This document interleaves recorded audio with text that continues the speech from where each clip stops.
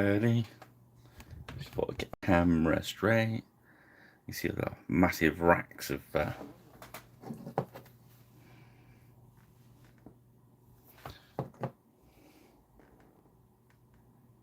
should we leave it like that for a while?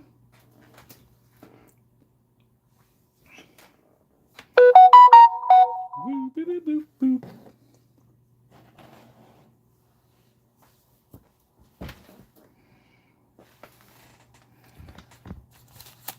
Ahoy! How are we doing? Okay. I'll just let the stream catch up.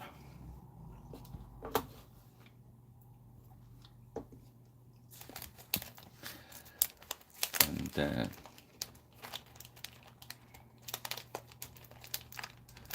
good evening, everybody.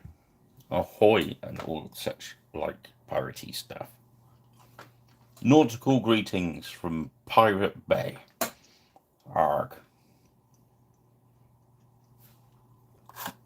And tonight we have jarl Sigvaldi and his 3 joms vikings. Very interesting. That's the code SFH01. Okay. Thank you for the Beastie Boys sending me this. Our friends at Beast Towers. There's the man himself. Are we zoomed in enough, everyone? I can just bring it forward if you want. If anyone wants it zoomed in more when we start painting, just let us know. Usually zoomed in a bit more than this, but I thought for a change we'll have it a little bit zoomed out so we can watch what's going on in the background. Okay. Where's our friend Jarl Sigvaldi?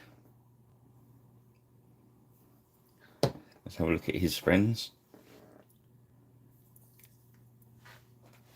Just 3 chunky joms vikings.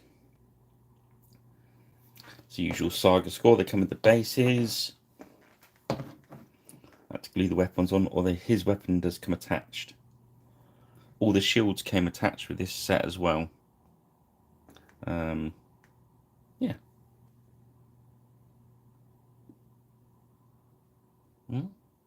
Just wonder what my computer was doing then. Right, so there we go. Let's get and put some paint on these bad boys. I'm going to start with agate skin. Agate. Give it a good old shake. Hopefully the lighting's a bit better this week because I bought a second lamp. So I'm now painting under 2 lamps. Ahoy, Karen! How goes it?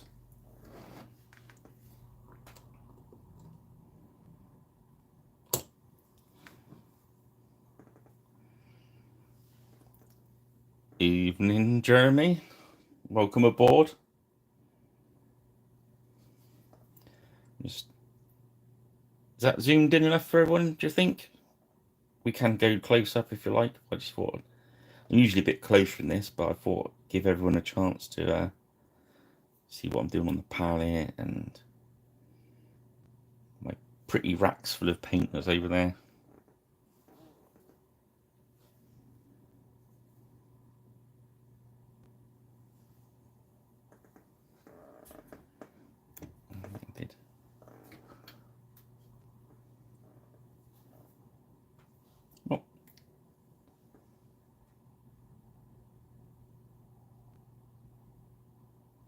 Yes. I got what you're saying. Yeah, well, I used to have that the MDF upright one, and when I got these new Fanatic paints, I thought there's just not enough room, so I had one of these nail varnish racks, aren't they? And they had them on special on Amazon, and I noticed they had 6-tier ones, Of course, the Fanatic paints come in the 6 in a triad thing, and I thought, this is fate. So it really worked out well. So obviously the brownish black triad, that's the darkest one, and then as I go up, I've got the lightest one at the top, which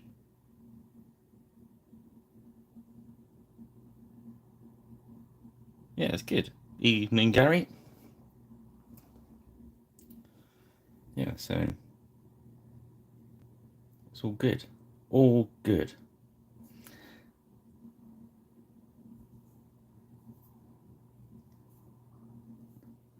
This warlord reminds me of the TV program Norseman.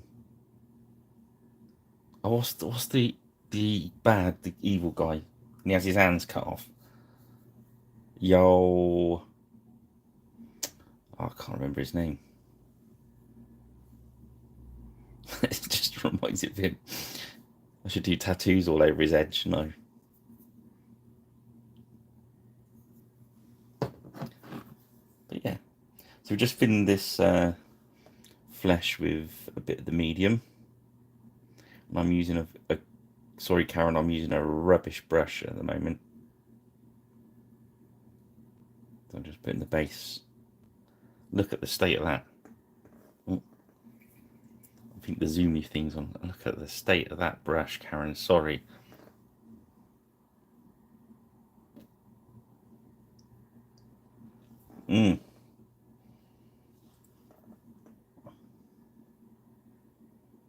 But I've got my proper brush we start using when we get into doing some blending and what have you. But this brush is a shocker. It's good for putting the base layers on and the washes and all that sort of stuff. So we're just watering down this Fanatic paint a little bit.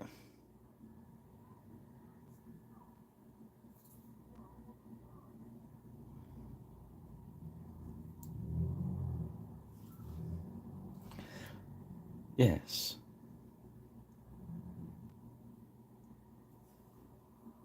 So these joms vikings are very crazy bad boys.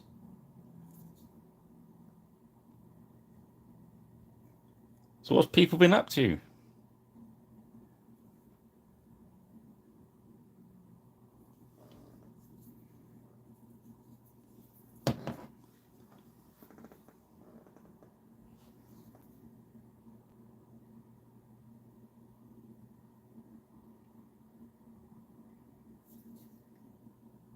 Yeah, watch one of your videos on catch up night, Karen, since I've not been around on the weekends much last few weeks. Sorry, I've got to switch the volume down on my phone.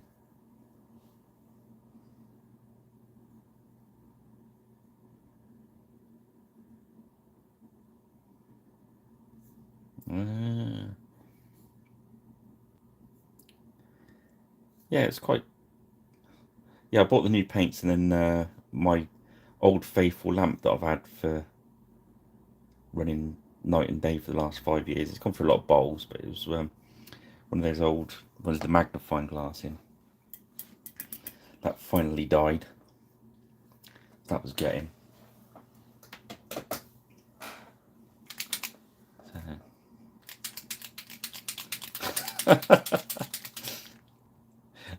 Something along those lines, Gary, wasn't it?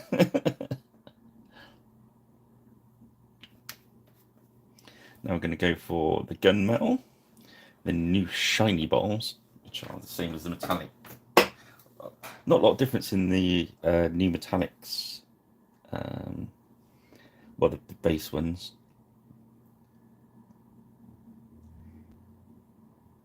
Just put a little bit of medium in my brush to help it flow into the chainmail.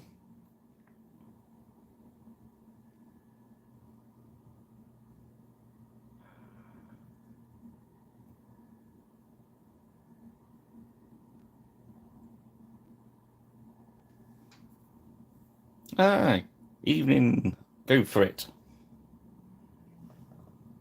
How are we?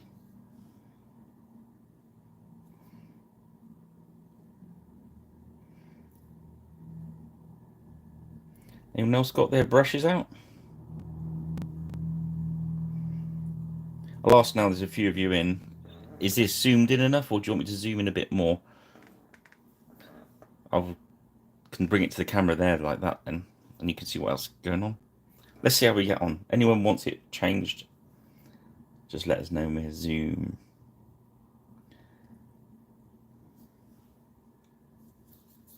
So yeah, this is quite a neat little set from the Beastie Boys.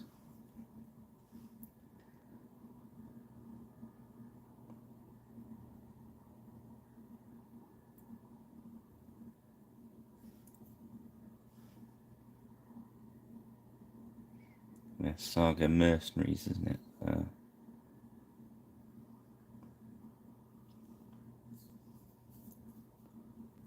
Which is good.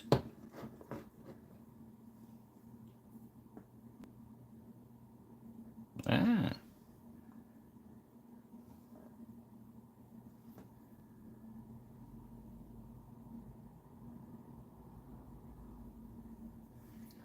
Yeah, so this is why I've been using the rubbish brush at the start, Karen, so I could get this chainmail in. Don't use your nice brushes to paint chainmail, because you will kill them. Especially with metallic. Two things you really don't want in a decent brush: metallic paint and painting chainmail. The other washes are horrible for brushes as well.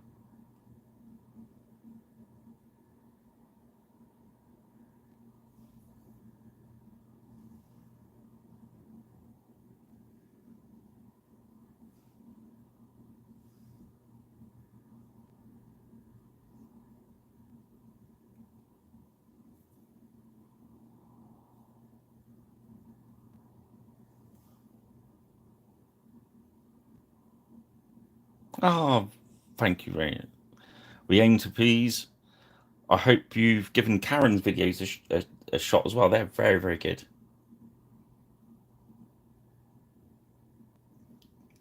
If you haven't checked out, this is everyone that's listening back on this as well. If you've not checked out Kits with Karen, don't forget, drop by and have a look, because it's all good stuff. Let's keep supporting everyone in the community. So you've got lots of little growing channels, which is nice.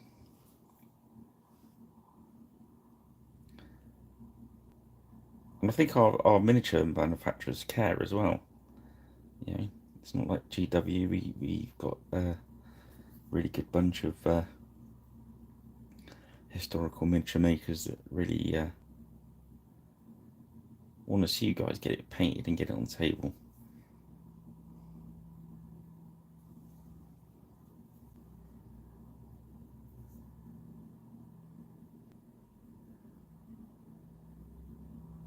Is I just popped into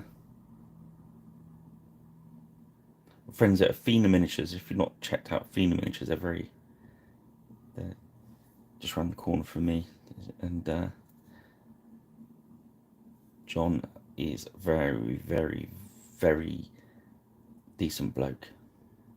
Can't really say enough nice things about the guy, but he's got a nice growing range of miniatures, and he really cares because he games with them himself, so he cares what they're like. And things like having bows with arrows in them and stuff like that is thing. And he's got the what's he got? He's got Vikings. Although his is it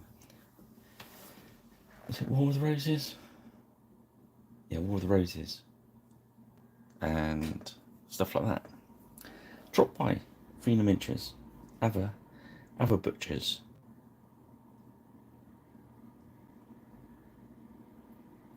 I painted up a little diorama of surgeons getting busy. There's like all the buckets and stuff, and I had great fun doing that. Yeah.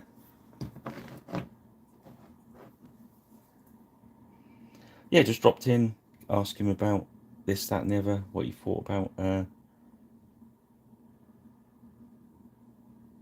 He's been doing a lot of conventions, and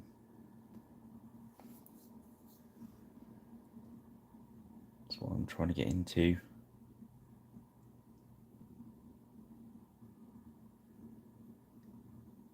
So, ever so helpful. And his friend on the same premises, Ironclad Miniatures. Another John. I don't know if all small miniature manufacturers are called John. I don't know. Very nice guys. And although I didn't get a cup of tea, but they were very busy. Whereas if I, dropping at Griffin Beast, the first thing that happens is the kettle goes on, which is, I think, is also important. It's just me waffling whilst we get the metallic. This is why it kills the brushes, because all that stippling, making sure that the. And there's other ways to do chainmail. I mean, we all know this is over the my undercoats. I've undercoated black and then done a zenithal highlight with the light grey for the airbrush. It's using the Vallejo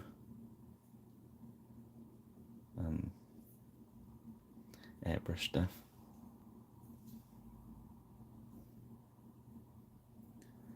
But I mean, chainmail wise, you could go over a black base and dry brush it. If you've got a lot to do, that's a bit quicker. But I like the control this gives me, because it means that a little bit later I'll be putting a black tone over the top, and then I can decide where I want it to catch the light and stuff.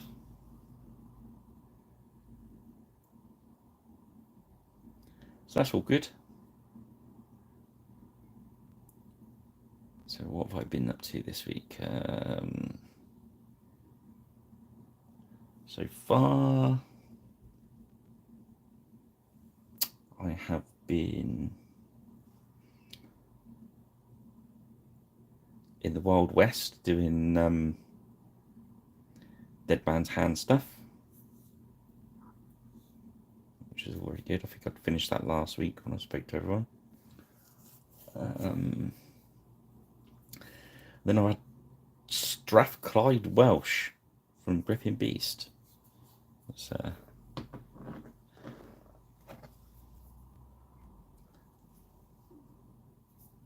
yes, I do like it as a warband. I played it a couple of times. It's a bit of a strange one, I think. When you first put it together, it looks a bit strange, because obviously it's all mounted Welsh guys, and it's all ponies rather than horses, and they all look too big. It looks a bit like a scene out of a low budget version of Lord of the Rings, with the hobbits and the dwarfs and that on ponies. But when they're all together and painted, I think it looks so cool. It reminds me of that it was a mobile phone advert, wasn't it, with the Fleetwood Mac song and the pony doing the Michael Jackson moonwalk along the top. Oh dear. I'm not selling the Strathclyde Welsh here. It's the cutest of all war bands.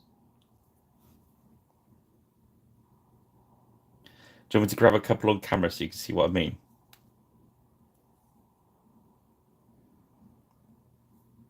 On their own, it just looks so cute, so wootsy, and then you put it all together and it just looks right. And yeah. grab a couple of half guard. Okay. You see what I mean? They look massive when they're in a big block. They look just right. So yeah. And I do like the warlord in this batch though. These you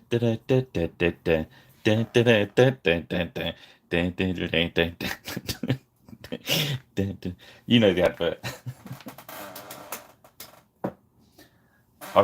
I'd just like to say at this point, I've not been drinking.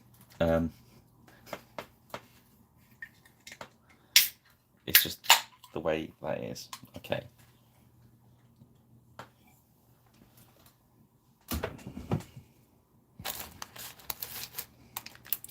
Did everyone have Fleetwood Mac playing in their head then? Because obviously I couldn't play it because I'd probably get copyright struck. Okay, so that's the base flesh in and the base metals. So now we can start painting some colours. So let's start with, I'm going to go from Wolf Grey, I think, on Mr. Sigvaldi. Still giving these paints a good old shake, because some of these are still not been used a lot, because obviously.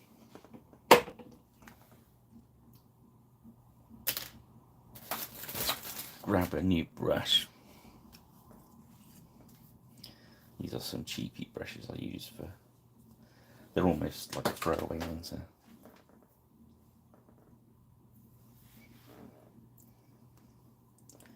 And then for painting the nice bits, I've got the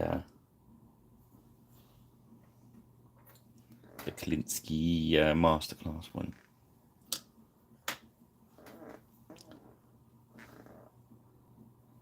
Okay, so with that wolf, was it Wolf Grey? I'm just going to start his tap on. Believe it or not, that is actually watered down. Look at the coverage on that.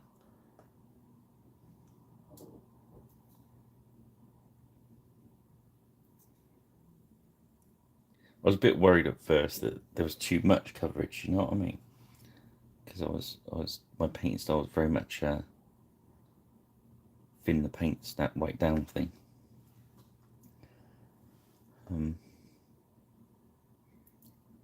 But you can get the effects. Now I'm getting more used to the which paints do what. And they've started selling the singles, which they at first they said weren't going to come out till June. They're actually out now, I believe. So, you know, Darren's getting them into Beast Towers, but I don't know if they got the singles yet. No, he had one of the big box sets left, I think.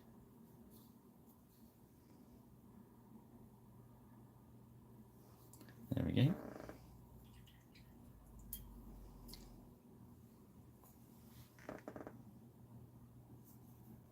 And that's pretty good coverage. I think so, anyway. Right, let's think. How bright do we want these guys? Whilst I think of that, let's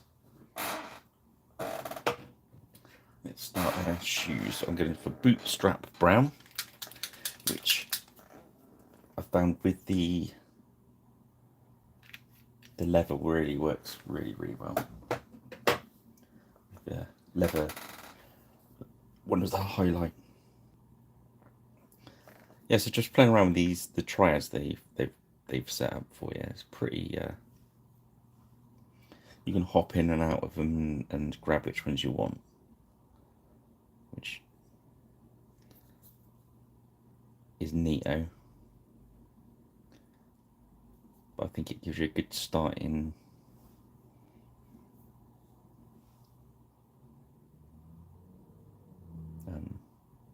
Good starting place on them all, really. Especially when you lay them out like that, you can really.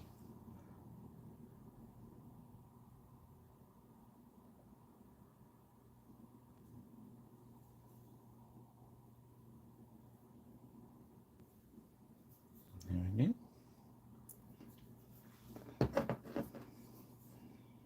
Bit more medium in there, so it's nice, and these paints do like being watered down. If you try and use them straight out the dropper bowl, they can be way too thick. If you watch, I did a video when I first got them just to have a look at them, and I didn't put any water with them just to see what happened. And it's quite clear that, you know,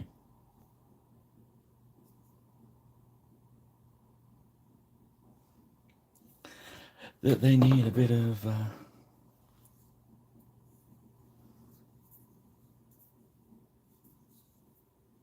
he's got fancy boots. Just to save a bit of time, I'm going to use the same brown for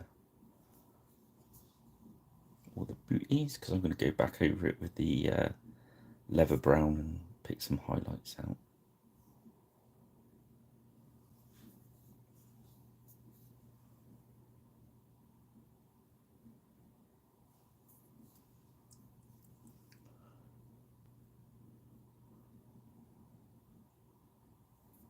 Yeah, all good fun.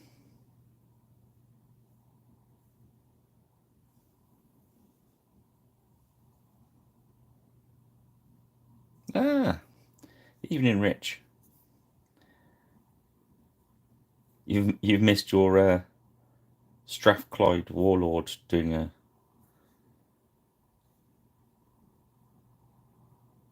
Oh, was it Talk or something like that? Phones for you, with the Shetland ponies doing the dance. I can't do it again because I think Karen would.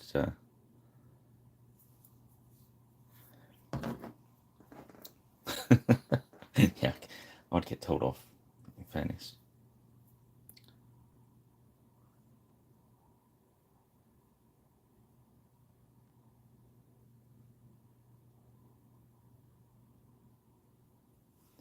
Yeah. So this bootstrap brown's really.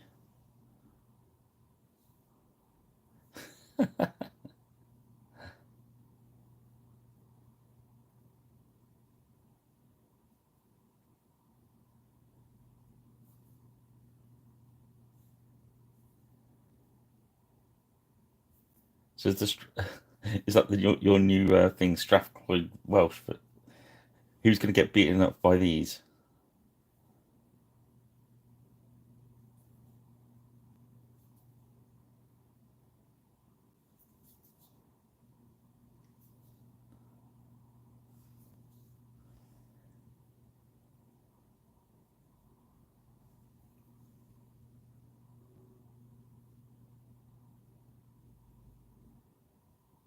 There we go. That's our base brown. Nice.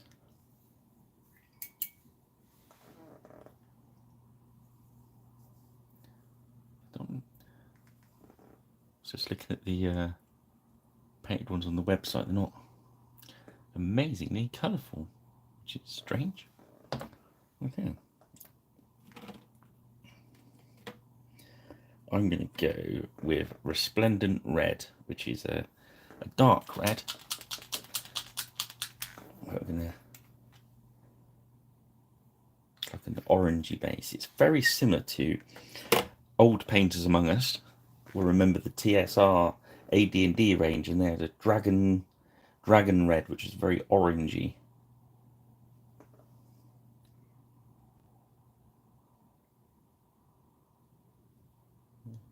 I do question some of the descriptions. That to me is not a dark red, it's an orangey red.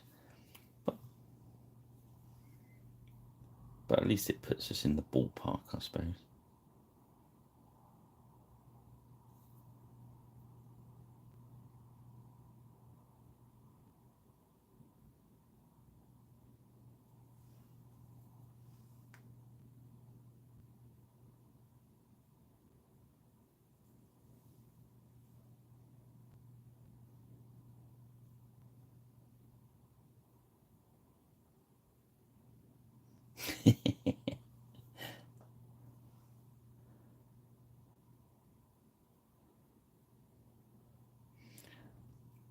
I was just saying before you come on, Mitch, that it's weird. I've painted them. That's the third time I've painted that warband, and it's like it. You put it, you get it out, and it just looks wrong. But once it's all together, it looks so right. It's really weird, and it's because you're expecting to see horses, and they're all on My Little Pony, aren't they?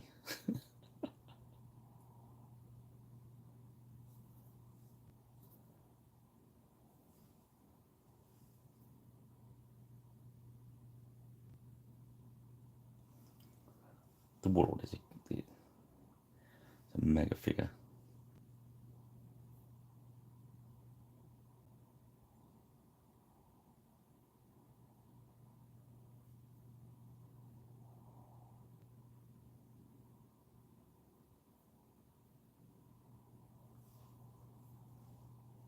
Okay.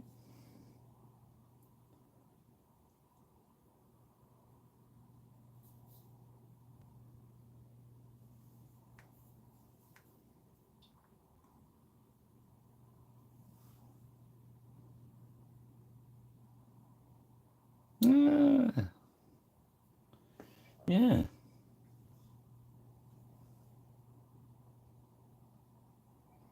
Yeah, I thought you'd enjoy the pic because I thought I put the warriors into the light box earlier so you could see them. Just the half. I did the shields a little while ago.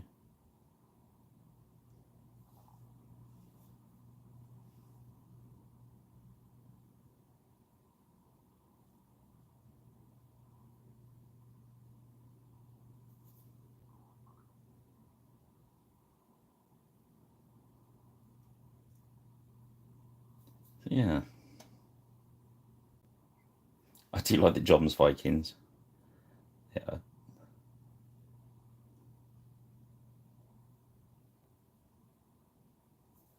I think it's why I giggle when I say Joms Vikings. It is uh, the scene in Vikings that kind of reminds me of them is where where they go to France first. Well, what is going to be France, I suppose.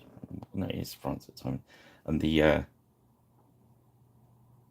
guy with all the blonde hair pulls the axe man to chop the guy's hands off. You know the bit I mean. I'm really bad. I've got bad memory. I can't remember the name of the jarl.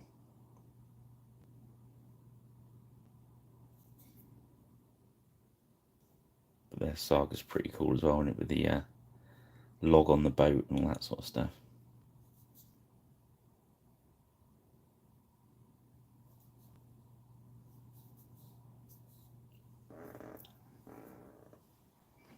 So yeah, that's. I'm gonna try and keep these a bit separate. So let's go back to the blue now. So we've got this wolf blue. The next one up is runic cobalt. So we're going up on these little fellas here. So we can do those three for his tunic.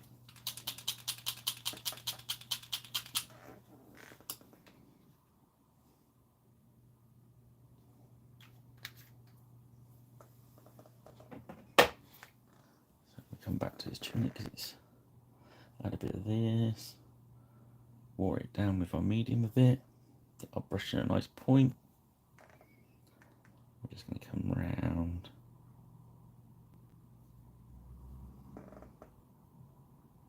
I'll come up to the camera a bit. There we go. So just letting the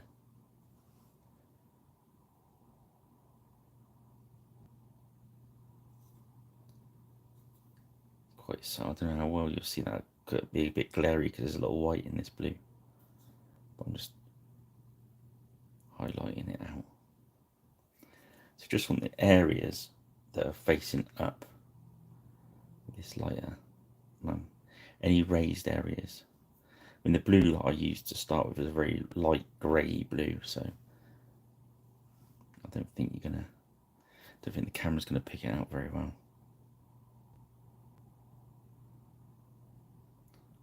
But it certainly will tomorrow when we photograph it.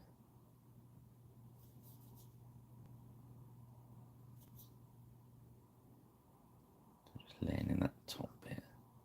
There we go. Let that dry off. So what it's doing, we shall start with the greens. So we're going to go angel green for our dark base.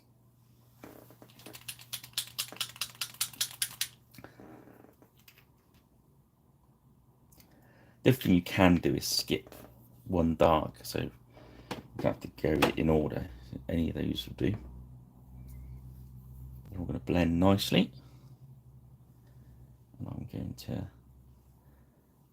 make sure it's nice and thin. It's just how I want it now, because you can just see the grey from underneath poking through. That's what I want to happen. I want it to almost be painfully thin, so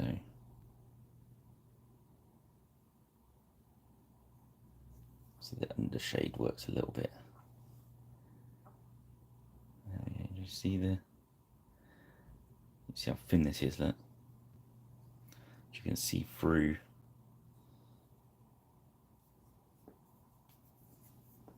Probably go thinner than that. There we go.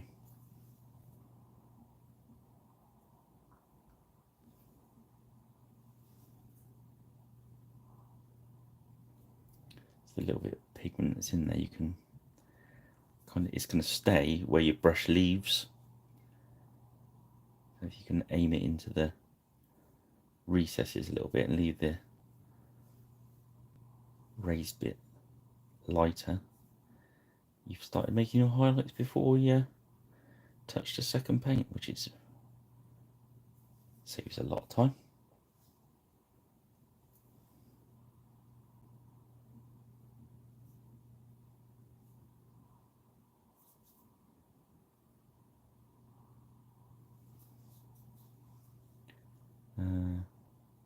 Yeah, I think this paint really good. It still works very well with the tones, if not better. Also works very well with glazes. You can make your own glazes with it, or I was playing around with some. I made some GW style glazes. You know, the old ones they ditched for the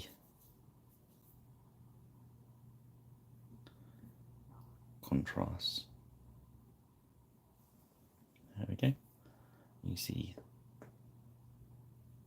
on there? Yeah. That's good. Let's see. Green. I like doing all different colours because it's makes it interesting, then, doesn't it? Let's go with a purpley blue. Seems we've got Karen on board. There's you've got two different purple triads, and there's also this blue, which has got a real heavy bit of purple in it. This is supposed to be black, purplish blue, triumph navy. As you go up this triad, it gets purple very quick. But these are the Joms, Vikings, and it's the half guard and the warlord, so they can pretty much have the best of the best. So they can have any colour they like, really. Who's going to argue with them? I'm not going to argue with them. Plus, I mean, they're Joms Vikings anyway, so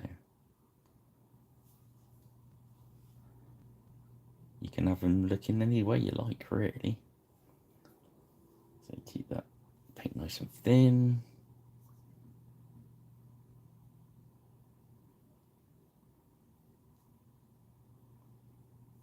almost sometimes I say you've got to be careful because it covers really well.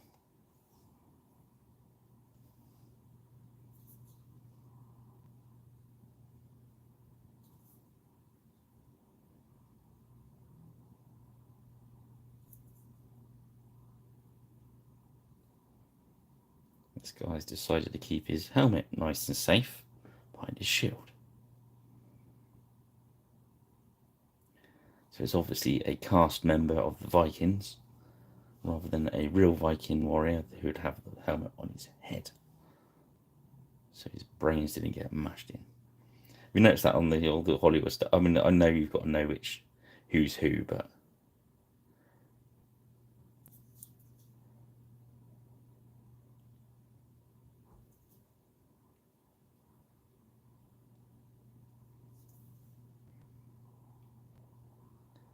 let's face facts. The first fight you're in, and you've got to pick somebody's brains out of your beard. From then on, you're wearing a helmet, aren't you?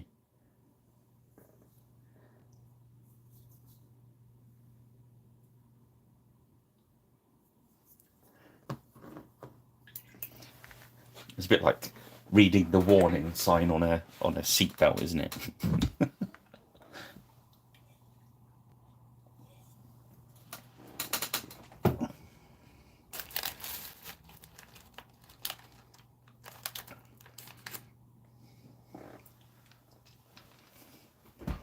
Right, so we've got blue, red, green.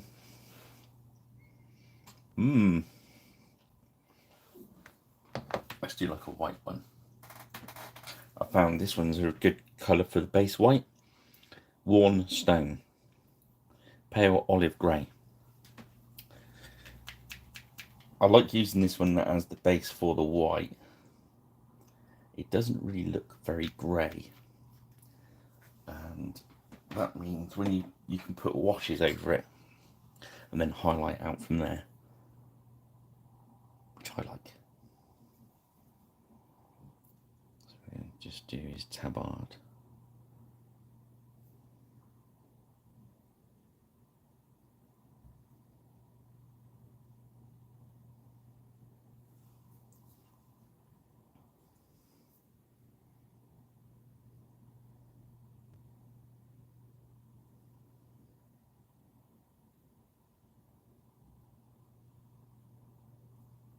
When the white cover's good, but that's just great coverage for a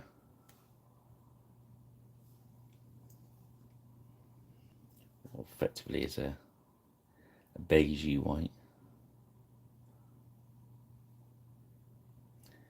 Very similar to Griffin Beast paints. Used to do a wool,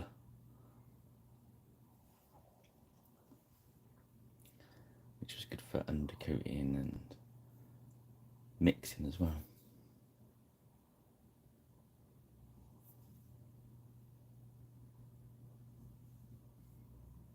So yeah, there we go, just lay that down.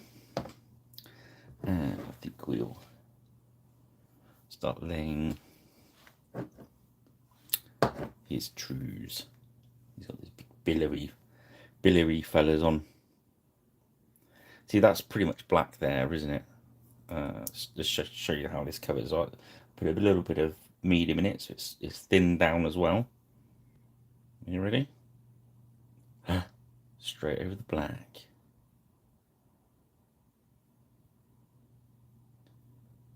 There we go.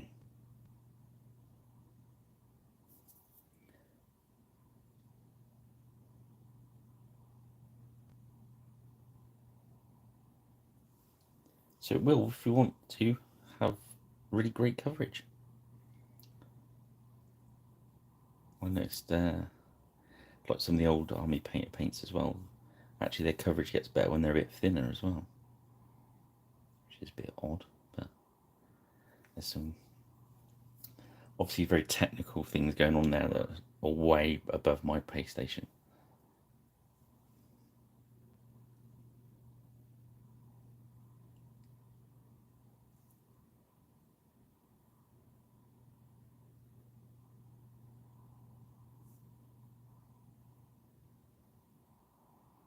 I mean, I'm not looking for a completely full coat of white because I'm going to put some wash over it. So, but you don't want it all patchy, if you know what I mean.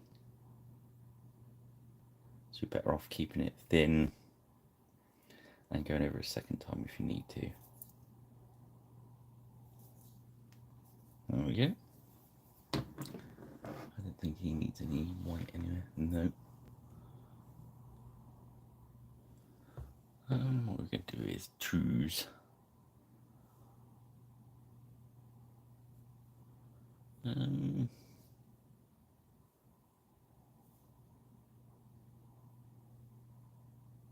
think we come back for a pass on some brown on those.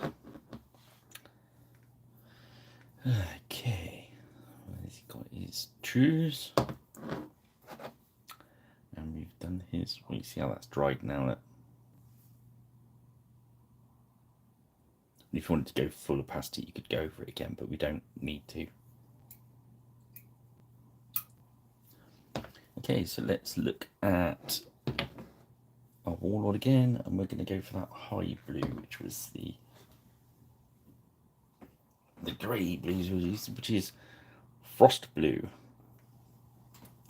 These are the desaturated blue greys. This is a very, very pale bluish grey. Sort of like almost like a sky blue. Oh, that didn't shake up right. And it's some of the ones with a lot of white in them do need a little bit more shaking, but hey, not like the old ones.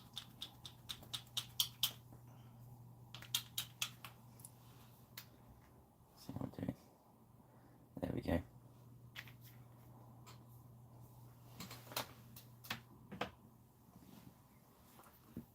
So a bit of medium just to get it going. Now we're looking for the very highest highlight, so it's right on the top of his arm.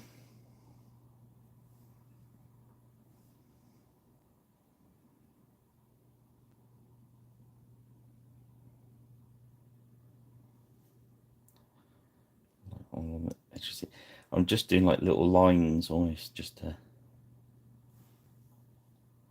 the paint. I've thinned it right down. Just little taps. Otherwise you just end up painting over the whole of the colour. Again, if you look at his sleeve there, so we're going to go for that high bit along the edge of these folds. It's just the top bit that's going to catch the light. I'm going to stop. Always stop yourself, don't get carried away. Less is more when you're doing this. Just go down the edge of those folds and maybe along a little bit at the edge.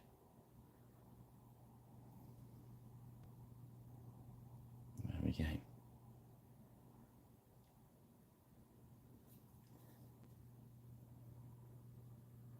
Strengthen them up a little bit. Now they're drying, you can go back and work a little bit more into it. There we go. Okay, let's start with his clues. The next one up is angelic red.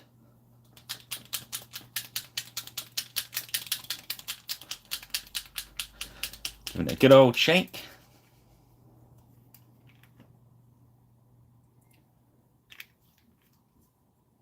These are our warm reds, so it's very orangey. I'm going to thin it down. I'm still putting too much paint out all the way. You need little tiny drops. Okay, we're just going to go for the highlights now. So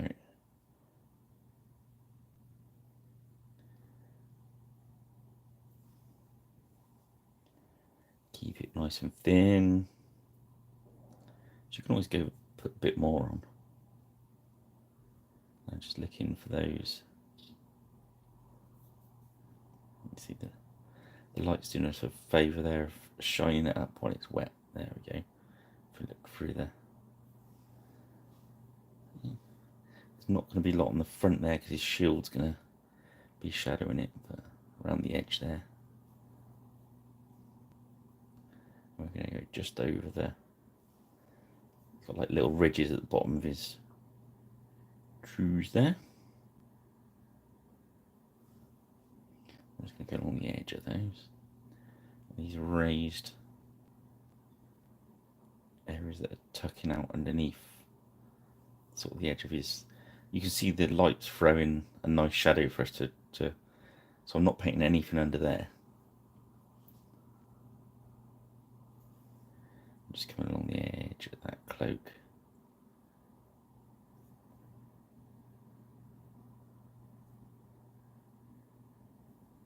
And the other bits of cloth that look like they're raised.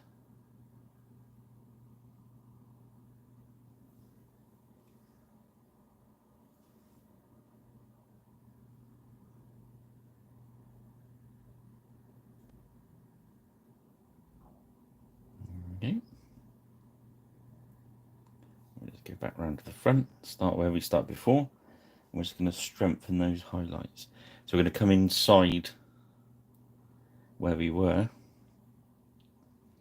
and just make them a little bit stronger. Okay.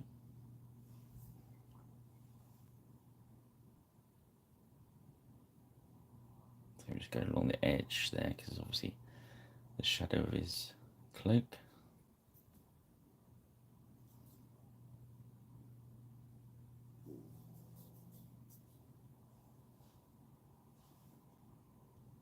Let's just say the highest of the ridges. Yeah. Once we're there, that's drying quite quick, so we're going to go for Legendary Red, which is the third one. Ah, yes, sorry, Zaza. Yes, that's Jarl's Sigvaldi. And then his 3 bodyguards, which are just ordinary joms vikings. Yeah, the warlords in Saga always have the bigger base.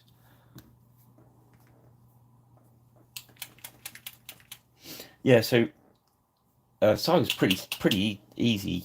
You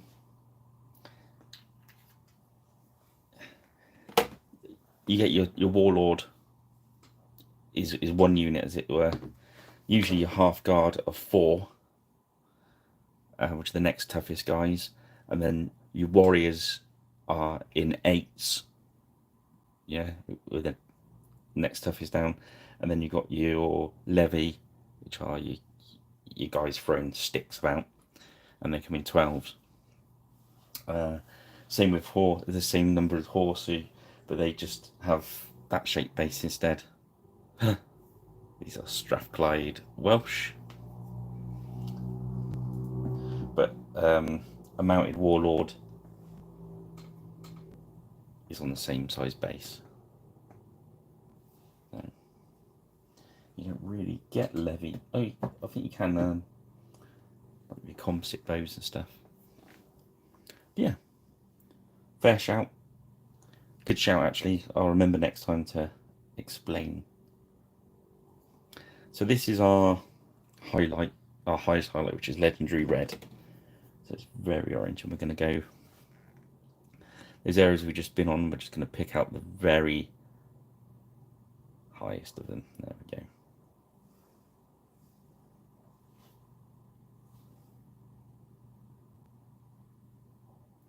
You can put more than 1 miniature on this base as well in the rules. You can make it into a little diorama if you want. You can have a standard bearer on there with him, or his pet dog, or just don't usually change anything, but looks cool.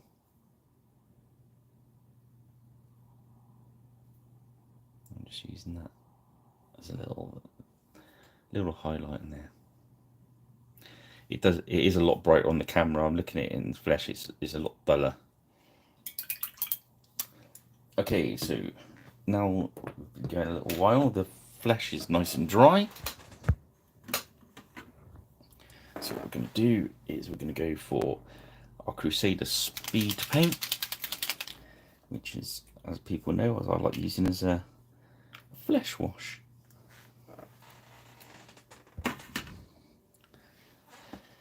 Where's our destroyed brush? Always use a destroyed brush when you're doing these.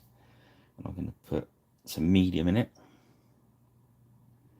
just so the brush is a little bit wet. It just seems to flow better. And then I'm going to stack the Crusader speed paint all over the fleshy bits.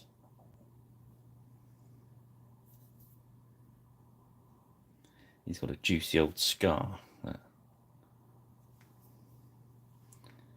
This will help pick it out as well.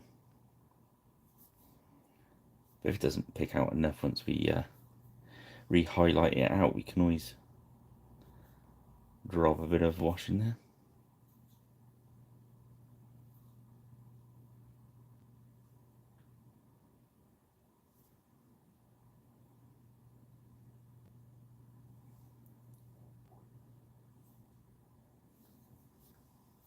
Okay.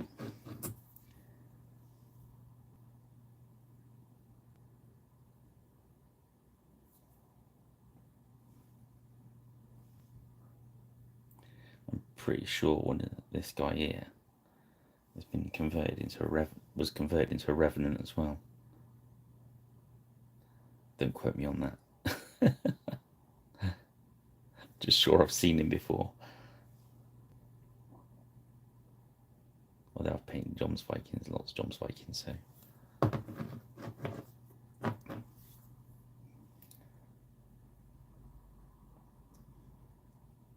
This is very, if you wanted to, you could just go and drop some tones onto those other colours as well if you like. Although I've found using the tones as kind of a glaze works with these paints nicely as well. So we might even do that.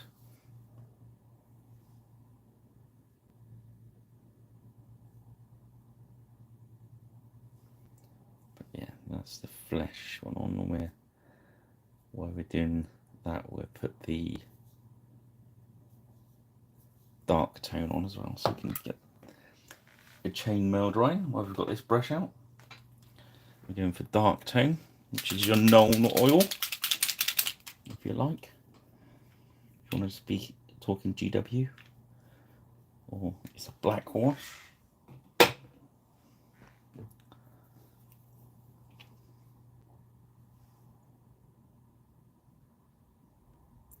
I'm just going to hit up on all the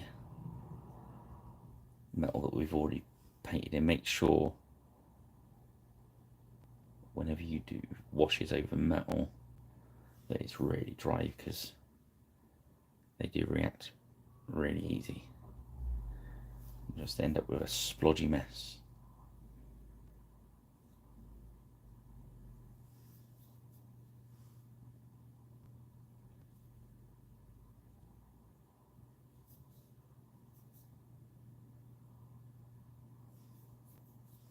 There we go.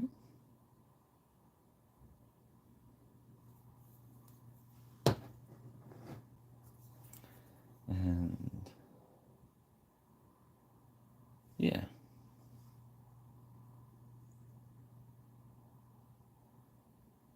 oh yes, I thought mention it if you haven't seen I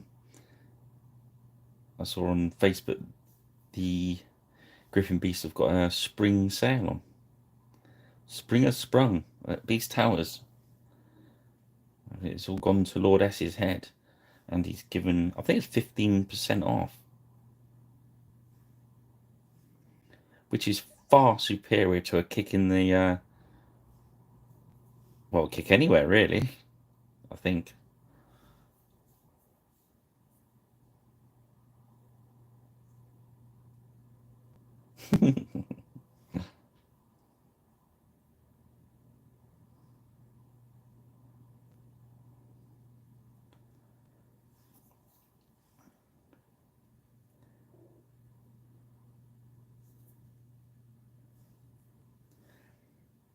I think it's even covering there because they don't usually have the front rank on special offer, but I think the front rank is as well.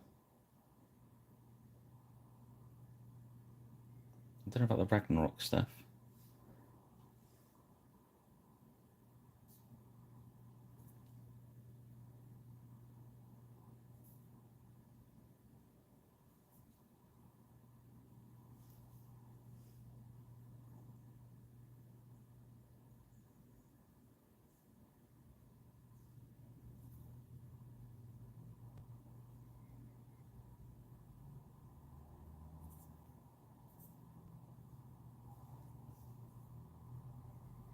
There we go. So yeah, I've got quite a bit of quite heavy on the wash, but that's because I'm going to highlight it all back out. If you don't want it to look so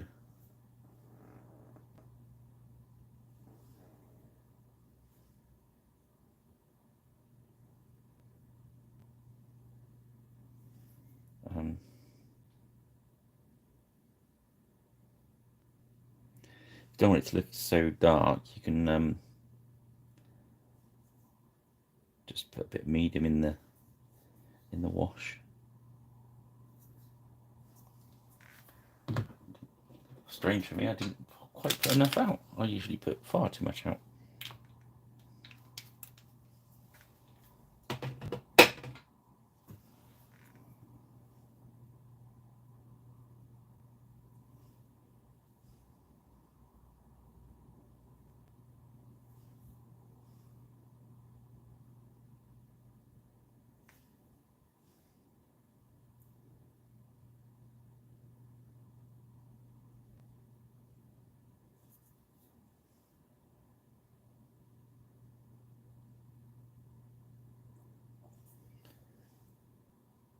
That's how I like on this. Again, if you want to make it look a little bit rusty, if you're going for maybe some of the drow gear or something like that, instead of doing this bit with the black wash, do it with the strong tone, which is the slightly brown version of this. And it looks nice and dirty and rusty and stuff. Ahoy, Kev! How are we doing, mate?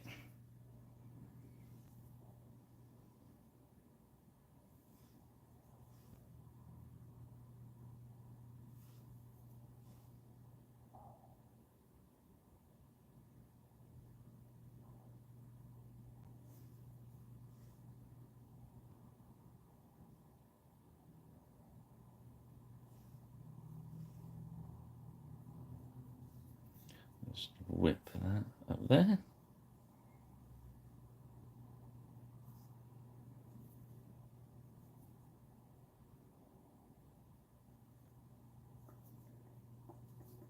So it's good to get these washes on as early as you can, so they can be drying whilst you paint the rest of the mini. Okay, what we'll do is, once we've got the wash brush in our hand, we're painting this, mate. We're painting Jarl, Sigvaldi, and 3 Joms Vikings from Gripping Beast.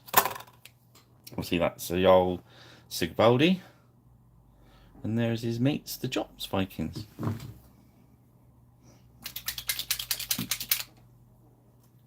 And we're about an hour in. So we're doing all right. We're going to grab some soft tone, and we're just going to put some around the white we put on. I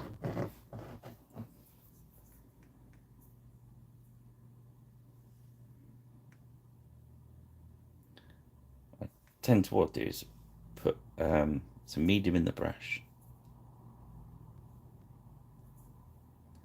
then coat my white, wash the brush out, grab just some medium, and just put a little bit of medium, just dab it on to the highest points and let it do its magic. Just let it wash the high parts. There we go. show again. So we have medium mineral brush in. So I'm just going to dump it on. As you can see, it's made everything look dirty and what have you. Not too worried at the moment. Don't panic. I'm going to wash my brush. We'll see it a bit better this time. Pick some medium up, not too much. I'm just going to wash the highest parts.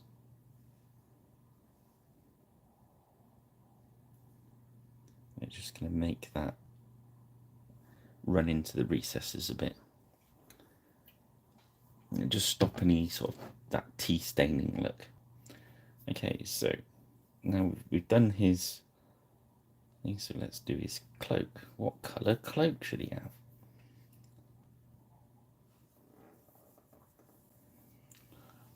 What colour furs are we doing? Decisions. He's looking pretty advanced for an hour in, isn't he? I'll tell you what we can do. We've done bootstrap brown on their shoes.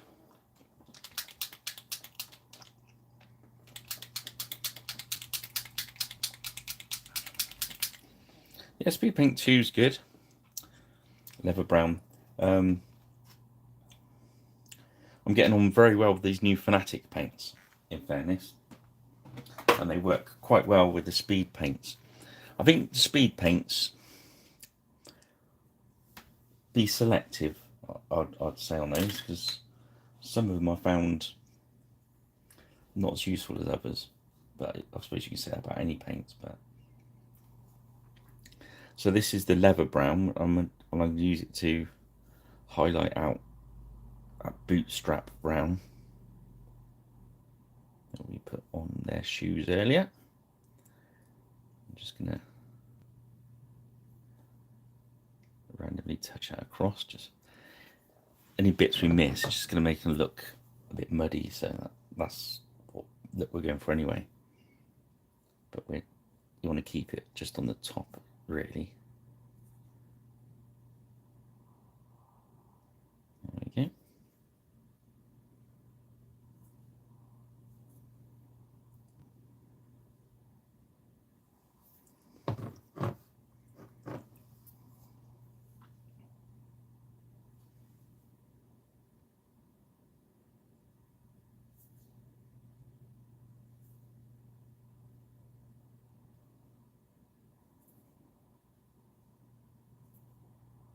Just using the tip of the brush just to help pick out those edges of those ridges.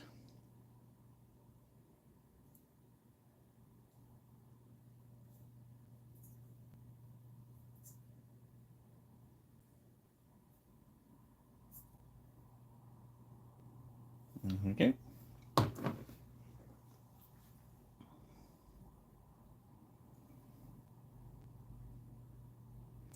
Yeah, I must admit, I bought a couple of contrast paints to try them out when they first come out, and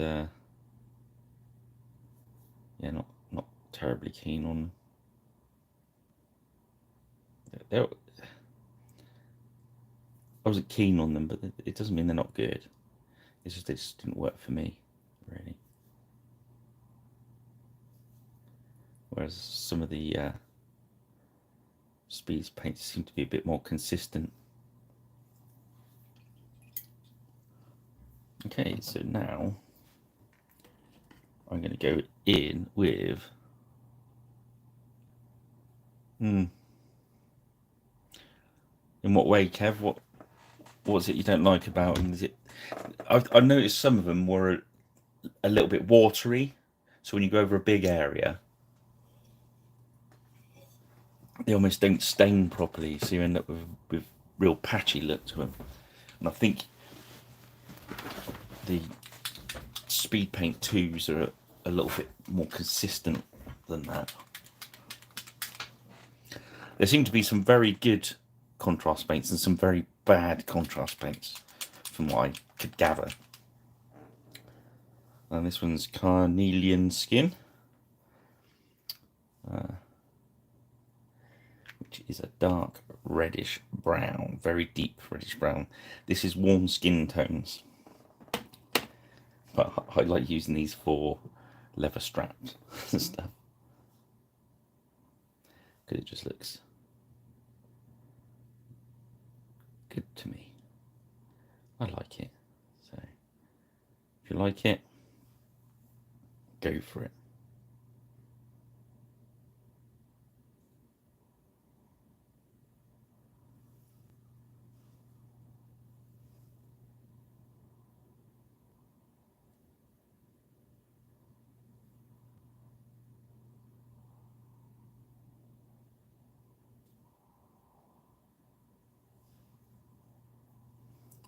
There we go.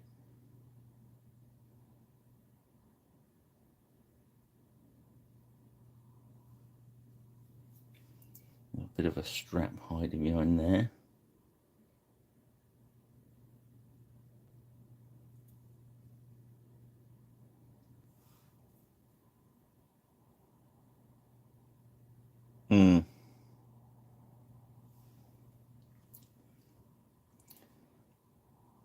We tried thinning them out a little bit. So you can still put a bit of medium in them, and they're probably racked slightly different then. Or is that actually the finish when they dry?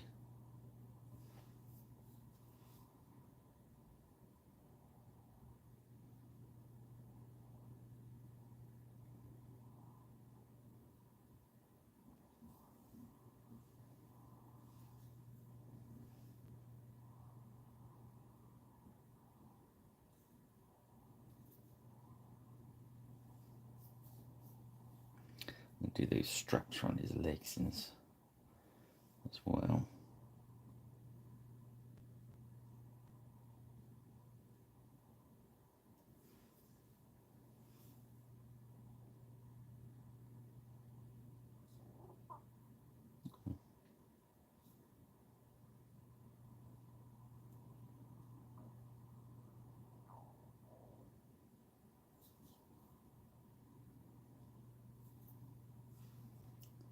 These ones at the front are going to be tricky to grab. The whole miniature is sort of slightly leaning forward.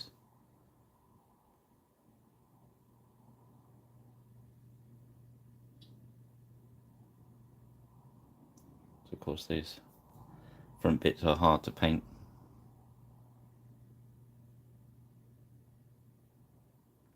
Yes, these new paints, brilliant. It's really helpful. You know what I mean? This is a flesh tone, and I was racking my brain looking for. I'm thinking, I need like a browny red. You know what I mean? And it's just, you can locate it. We've all had it. You can see the colour in your mind, and you can't quite see it in the bottle. And that just helps.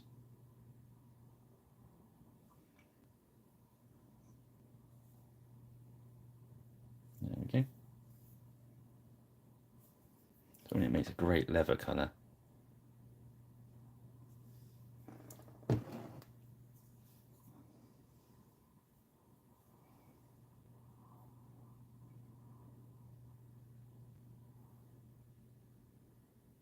I was thinking about this with so Lord S at Beast Houses started linking these videos to the Ripping Beast website. So when you're buying miniatures, you can actually see if I've painted them or not, which is quite cool. And that just popped into my head. I'm gonna have to speak to Darren. If I do a paint list of what paints I used, and then get him to make sure they stock the individual paints. That might be helpful, mightn't it?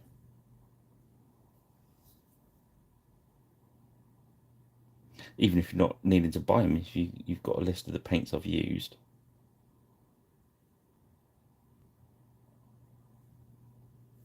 Then you can do the paint along for that video at your leisure.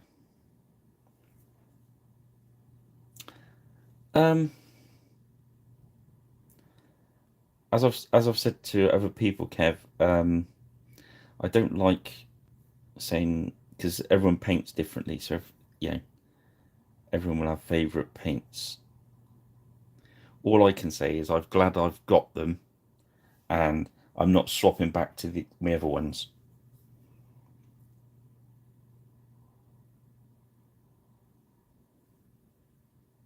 Now they do the singles, mate. Grab a couple. That's my best advice, rather than buying the big kit. I bought the complete one because it made sense for me to do it.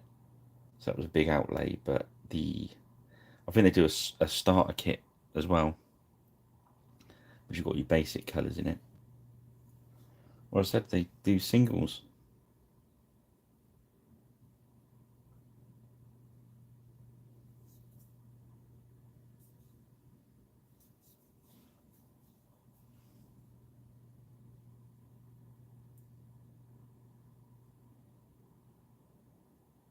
I think it says everything is like the speed paints and the contrast paints and stuff. A paint's a paint is a paint, you know what I mean? I don't think there's really, it's not like, you probably heard me say this before, it's not like back in the day when there was some dodgy old paints about. I think all paints you can buy nowadays are pretty good. Well, very good in fairness. I think sometimes we look back through rose tinted glasses, and I found old paints I've got old paints in the drawer now from the 80s. I mean, oh, that was a brilliant colour, and I've got them out.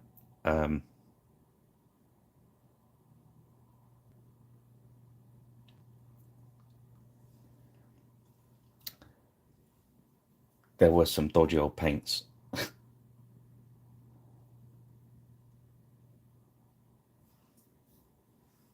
But I don't think you can pretty much go wrong. Buy the paints you like and work for you and you enjoy. This is about, it's our hobby. We've got to enjoy it. Other people argue about this paint's, but oh, I wouldn't paint with them, they're rubbish. Yeah, the old army paints used to get a lot of stick, and I loved them. But I could see they had faults, but they worked for me. Yeah, Umbro enamel. Yeah, I think I started with 3 different colours of Umbro enamel. What was the? I think there was a pot of Tamiya.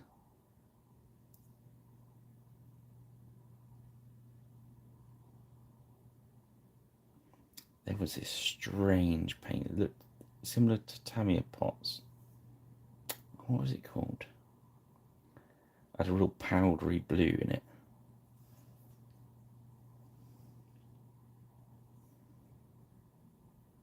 Yeah. You mean they're acrylic? You mean I don't have to nick my dad's white spirit to wash my brushes out anymore? I'm not going to get white spirits in my mouth as I try and put the brush into me.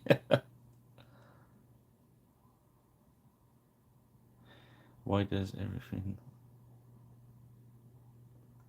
Yeah. It's a good question, Kev. Practice, practice, practice is the answer, mate. I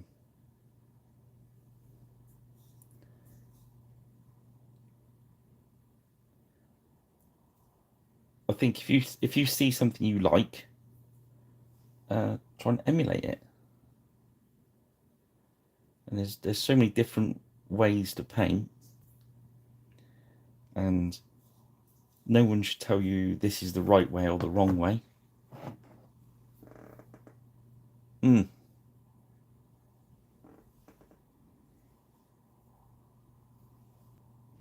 I think that's the danger of these paints that sell like contrast or speed. Yeah, is get some paints you like, get some minis you like, enjoy painting them. Yeah, you'll get faster the more you practice.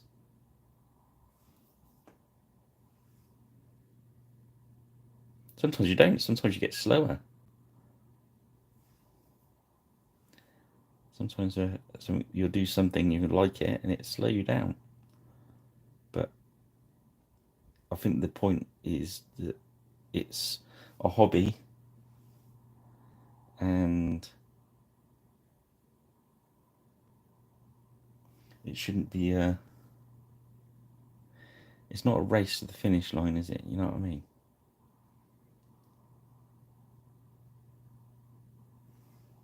Sometimes it is, but on the whole, it's more about getting the enjoyment from your painting.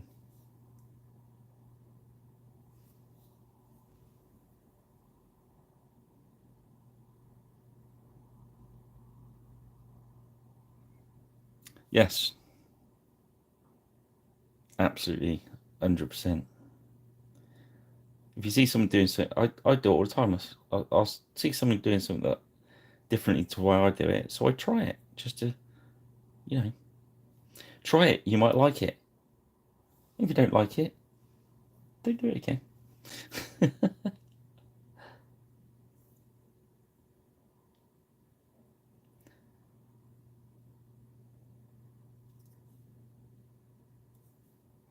I think GW. I mean, and they are.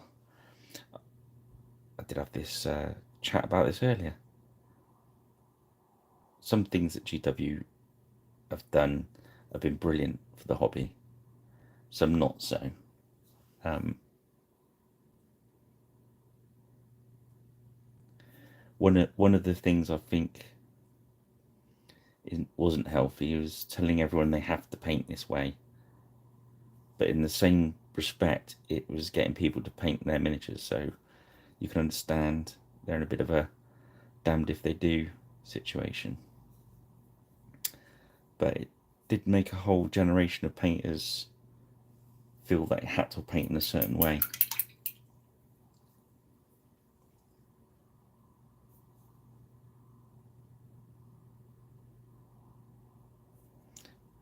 That's it, Kev. Absolutely, you got it.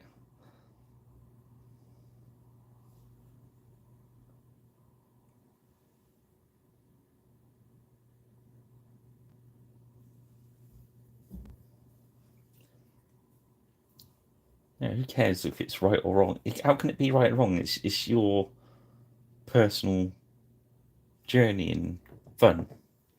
So how can it? It can't be wrong.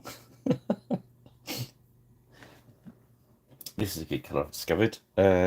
Tundra taupe, deep olive brown.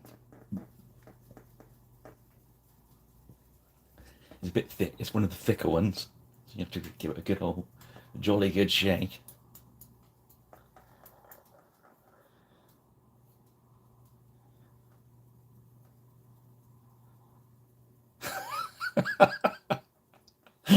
Nice. Ah, who doesn't want a drunken friar? Magnificent. That should be it's magnificent. I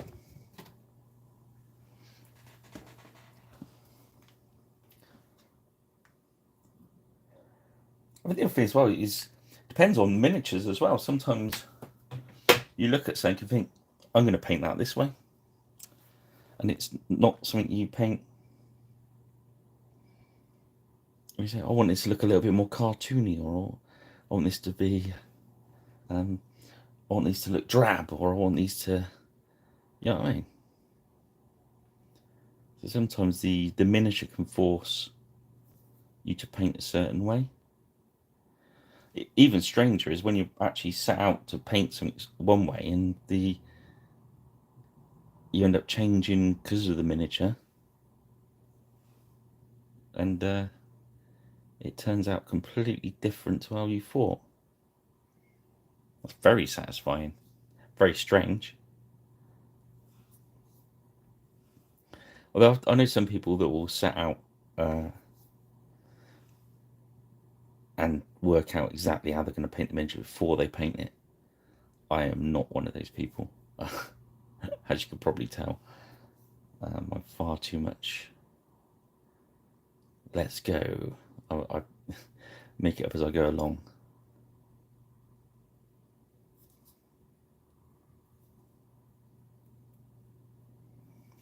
I think the single most important thing, as our friend Kubla Klonks just said, is have fun. I do like Kubla Klonk.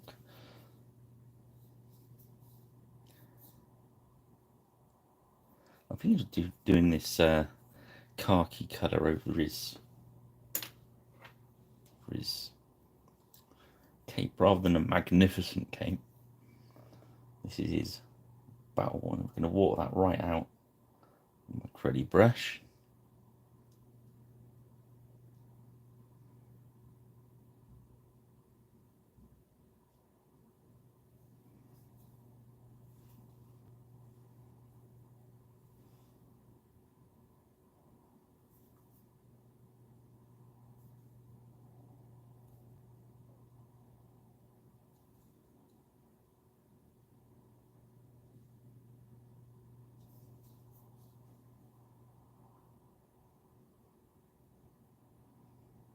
Yes. We mentioned that there's happy little accidents. We just pop a little tree in, happy little tree. Yeah, absolute legend.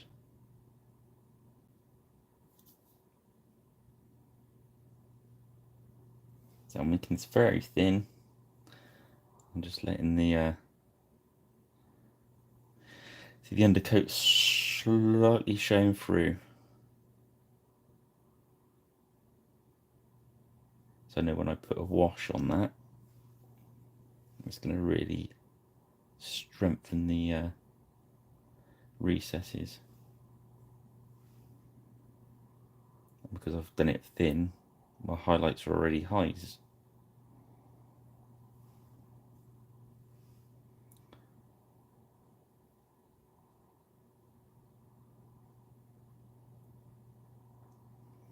The other good thing about thinning your paints is it always looks nice and smooth as it dries.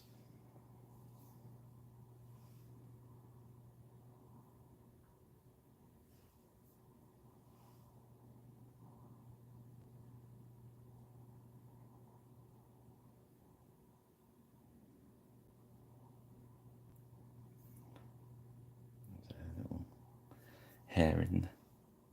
What happens when you're doing the airbrush sometimes? Undercoat, it just picks up a random hair from somewhere.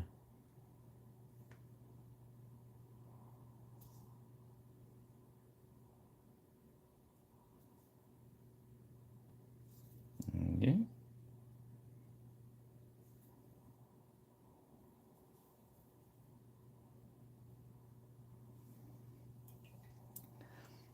I think we'll go for a grey fur on that one. Let's go for a dark grey fur, very dark grey.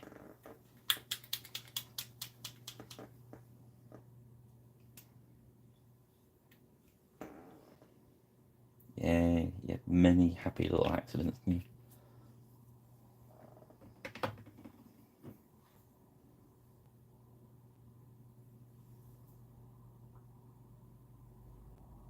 just thinned out just a little bit with our medium.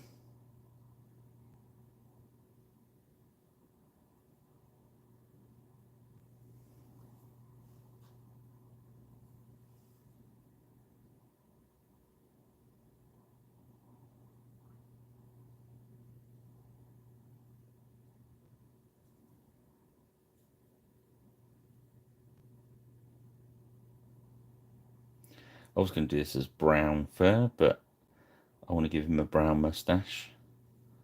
So I just wanted a little bit more contrast in there.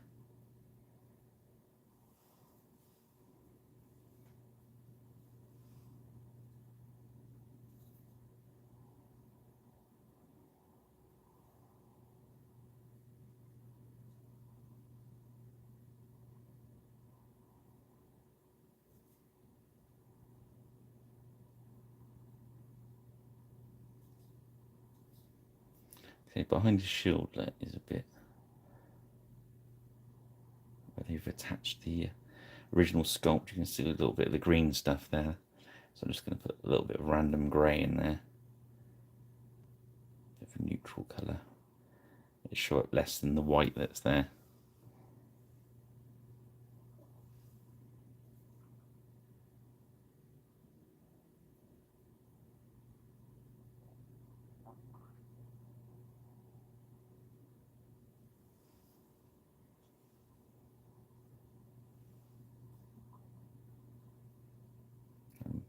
On my rubbishy brush at the moment, so I'm not.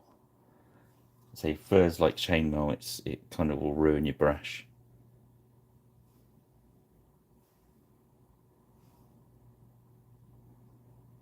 Again, I'm not really too worried if I get a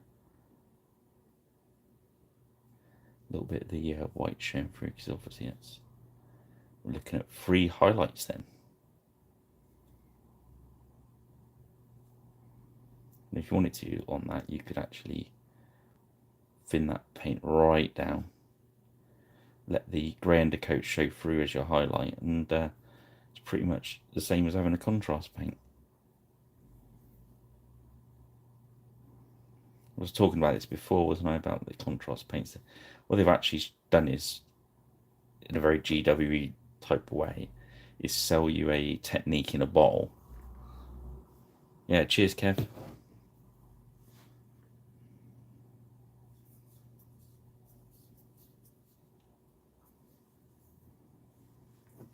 I think I'm maybe giving this guy. Oh, let's give him a grey fur hat.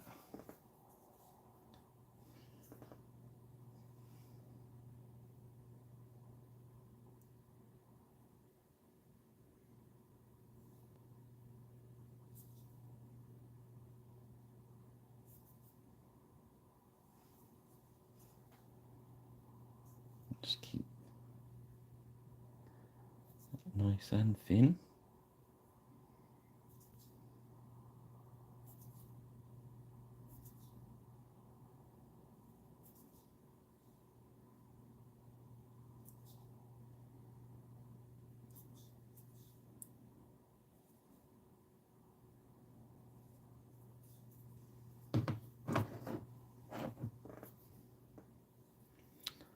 Now, I think you'll have grey furs on. They'll have. They can have matching furs.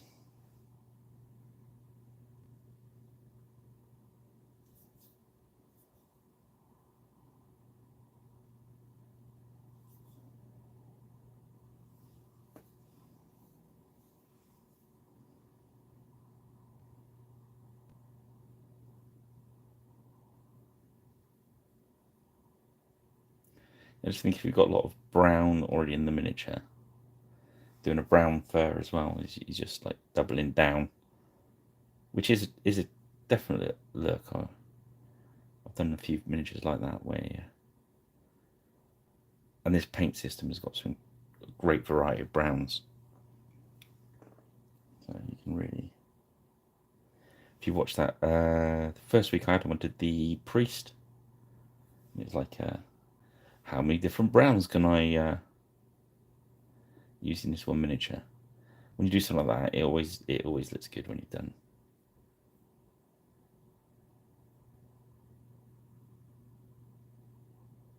Opposed to painting it brown with one colour brown, which won't look good.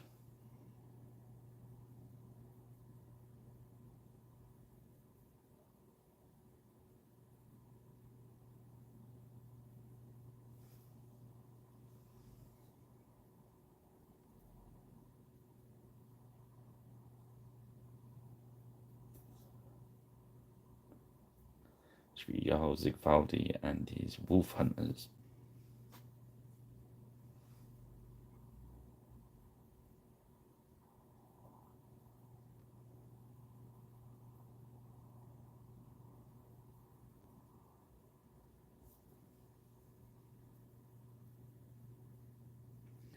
So anyone got any games arranged for the weekend?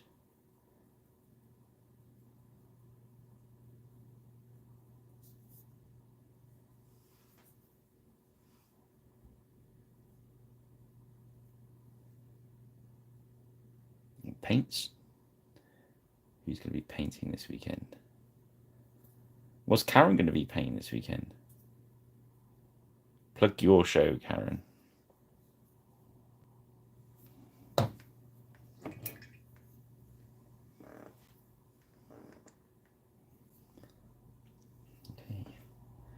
Let's do. I'll show that Wasteland Brown. This is my new go-to spear colour. Wasteland Clay, which is a yellowish brown.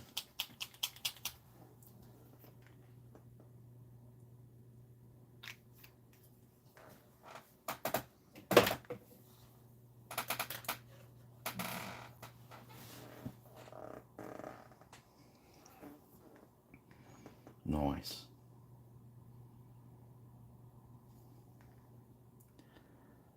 I've got 3 hours in the studio tomorrow, band practice.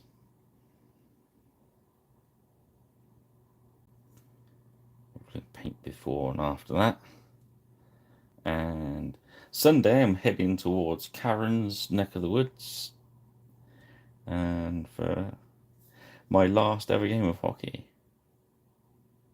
It's in Taunton, can't remember, somewhere that way, down past Exeter somewhere. Not quite as far as you, Karen, but definitely in your direction. We're in the southwest final of the Vets hockey, old blokes hockey.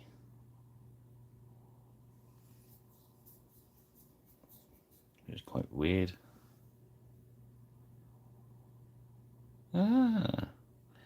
Decals and motorcycles like that. Also, I used this. Oh no, right. Oh yeah, these got an axe.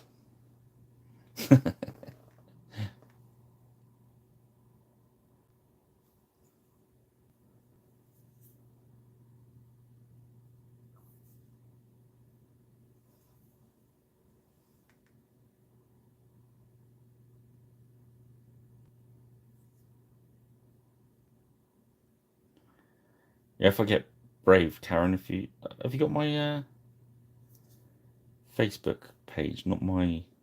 No, you're only on Pirate Rich Paints, aren't you? If you check out my other one, I'll try and go live at band practice tomorrow so you can have a laugh.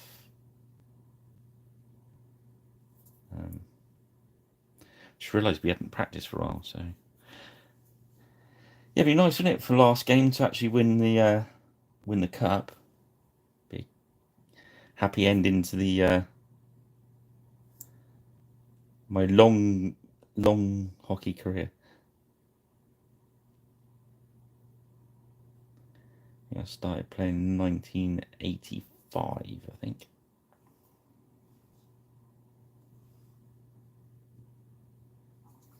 So I'm just gonna.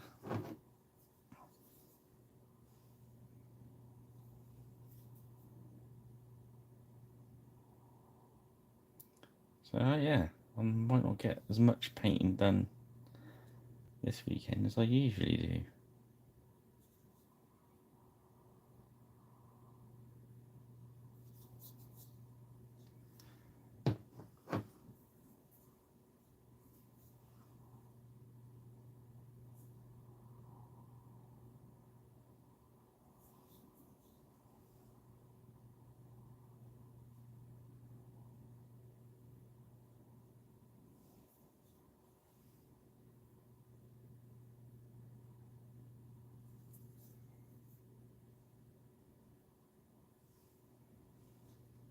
yeah, that's just that wasteland clay, which I think makes a good sort of pine kind of look.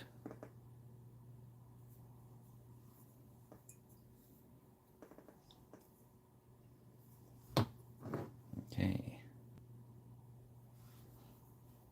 Just grab that bootstrap brown. Just thinned out a little bit. There we go. The wet palette's working as that sort of, it takes over from putting the medium on. Then you just know straight away when you pick up, oh, it's got it.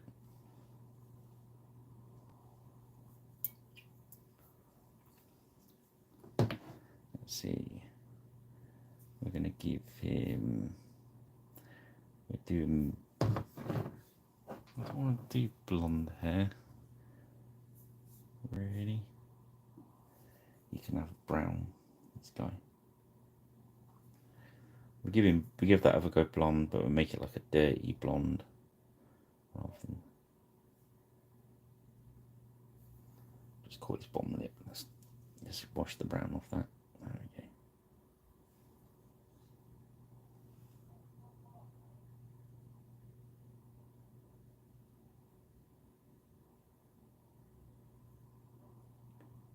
Yeah. I'm for a busy weekend of not painting.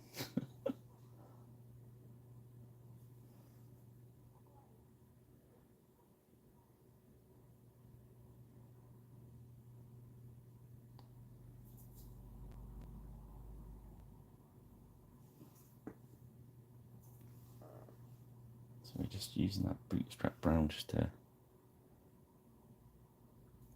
using it thin right out, just to put a bit into the hair. It's on the palette, might as well use it.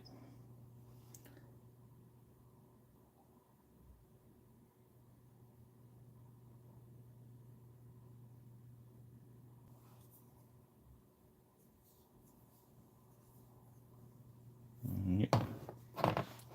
Let's have a little go on this guy. He's got a little beard going on in there.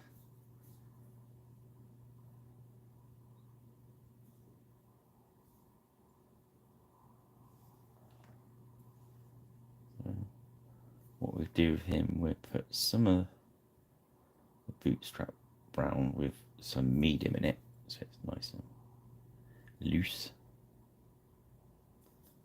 And then while that's still wet, we're going to go into the leather brown. I'm just going to wet blend a little bit. So I'm just tapping across the top of the ridge of his mustache and sort of the bottom of his beard, just to mix that brown in. There we go.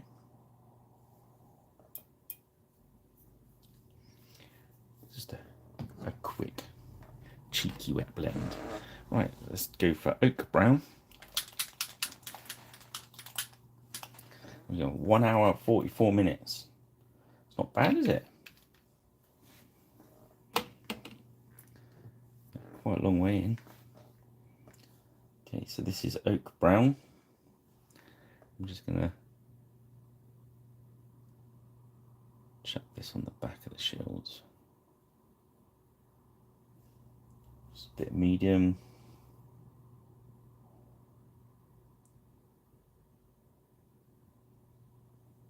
There we go.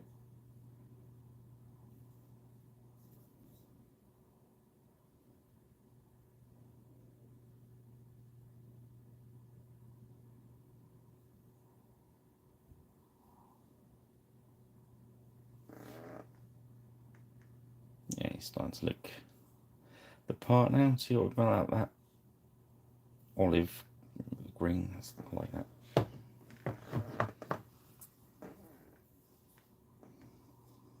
we'll just put the back of this shield in.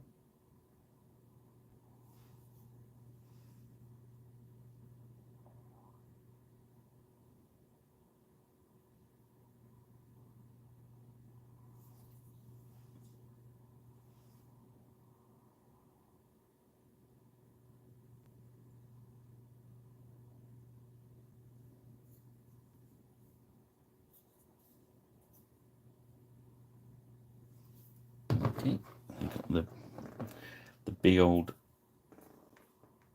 doors. They brought the shed door with them.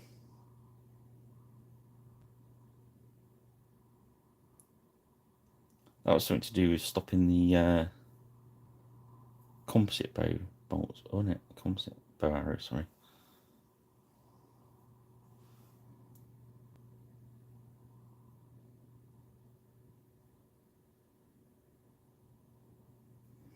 Where's my fat man Rich? Was it the Huns? No,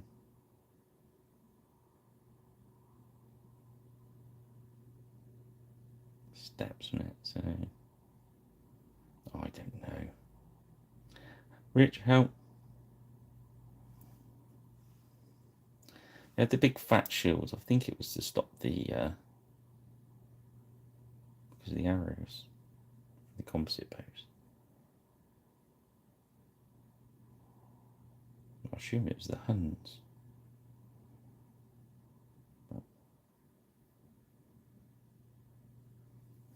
So I'm just watering this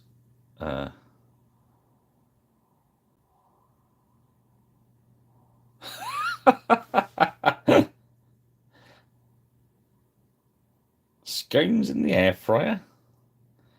You have to let us know how they work out, because that's the sort of thing my wifey would be interested in.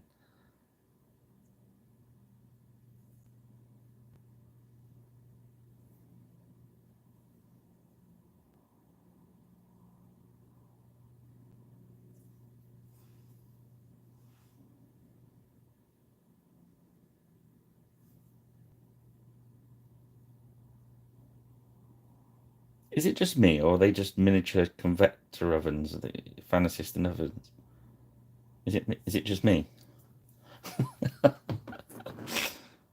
Wifey seems to like it, so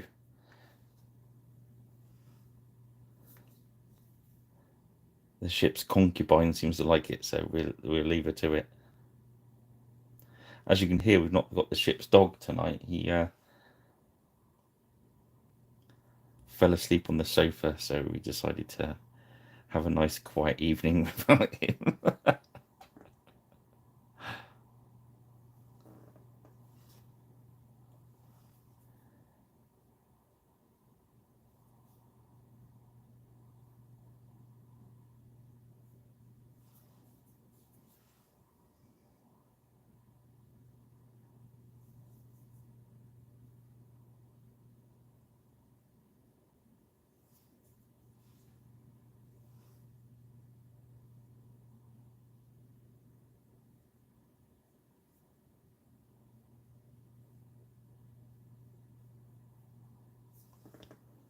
It's quite cool. This paint does act so differently when you thin it.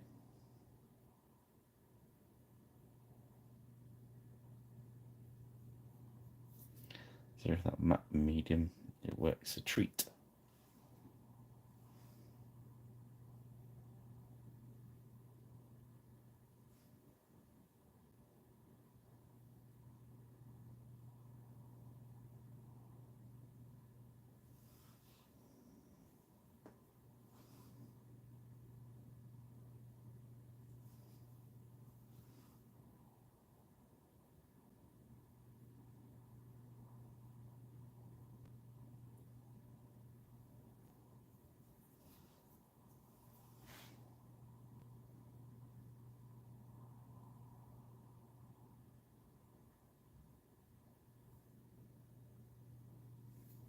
See how thin that is? It sits right in the detail. Army paint. This is some really, if Army painter, if you hear this, this is some very nice paint, and I'm enjoying it a lot. Thank you very much.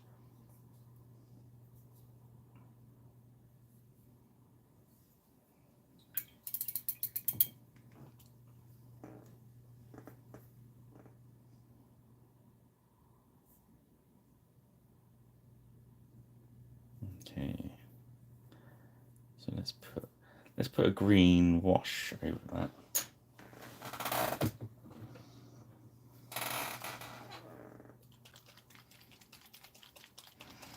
Oh, oh, Karen, you've asked him now. He's gonna post a recipe. It shouldn't be how. It should be why.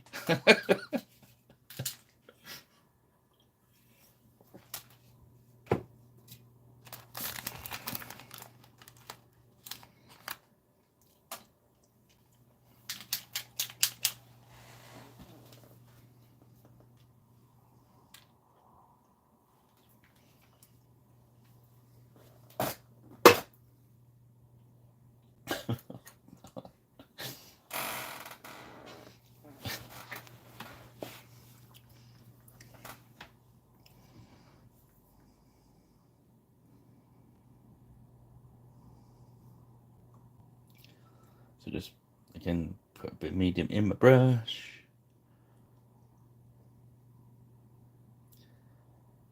This green flowing. It's just acting like a filter.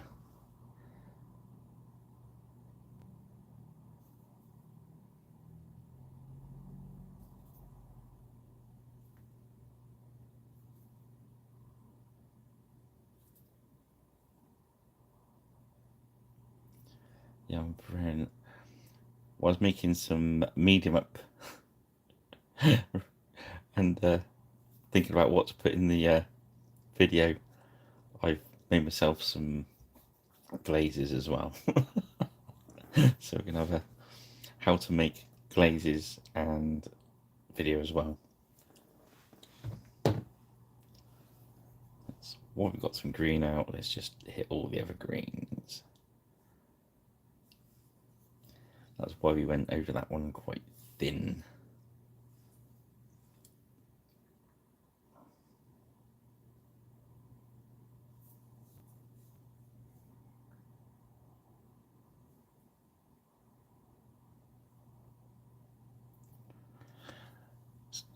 So in fairness, Rich, you're expecting some scones to arrive in front of you imminently. Or the end of this feed. If you do, you can tell us how they are. That'd be awesome. Scone watch. Oh, I'm losing it tonight. Okay, so we got that soft tone, so let's just throw a bit of medium in there. And we can just use that on the over that wasteland claylet. And you'll see what I mean, Rich, about putting that's the soft tone on that. Stack it up a bit on there, and then when it dries,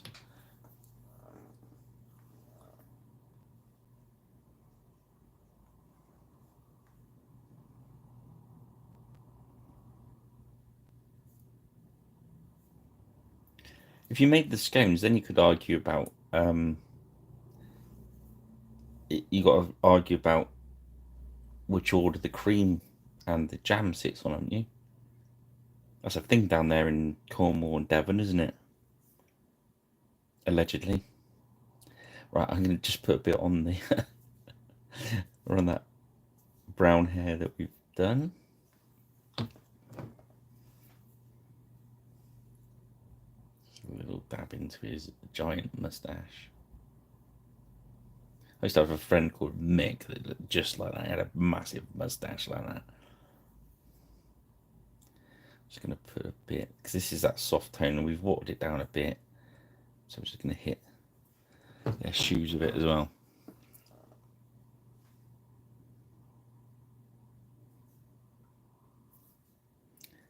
Is there any scientific arguments about this, Karen? Or is it just a...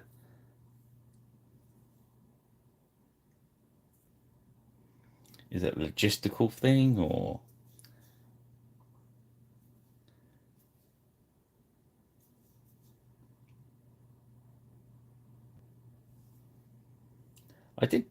I heard it on the radio this day, and I thought, I really don't care.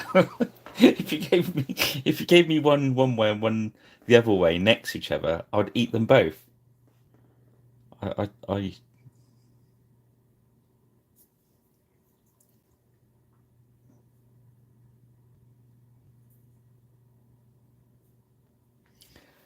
Wouldn't you get...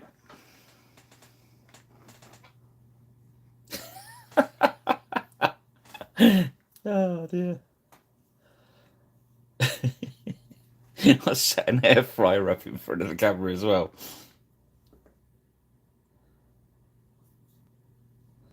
See how many miniatures I can paint before the scones are ready.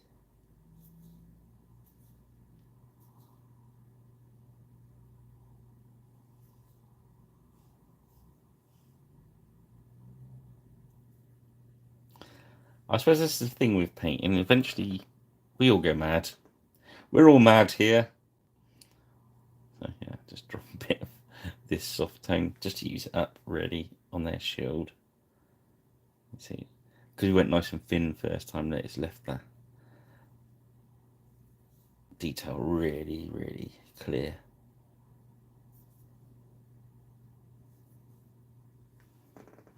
It should be, well, that's green. Yeah, the black's dried up, so we want just a drop of the black tone, or dark tone.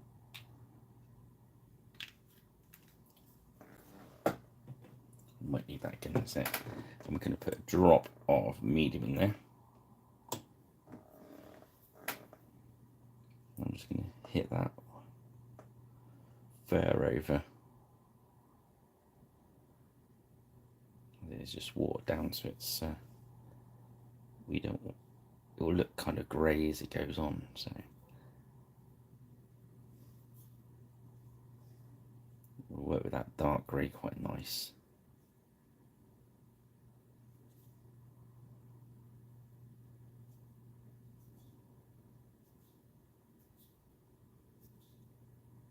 Right.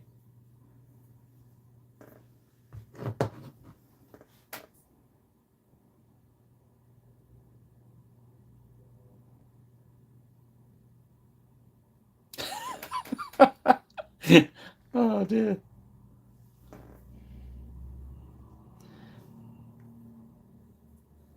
Captain Sconelet.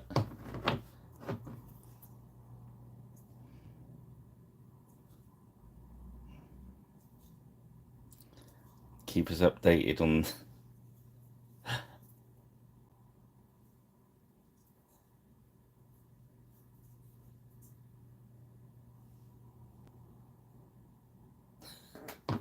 Oh dear. Right. So yeah, with the dark tone,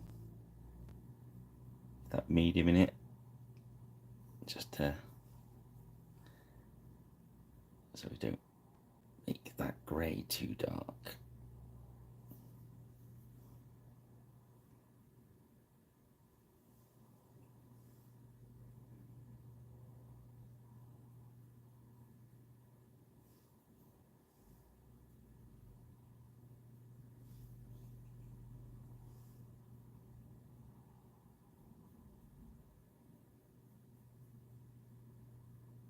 What you've got to watch is when you put medium into these tones, they can, as you see, get a little bit bubbly. If you go too quick, that's the flow aid or washing up liquid. Yes, that's it can.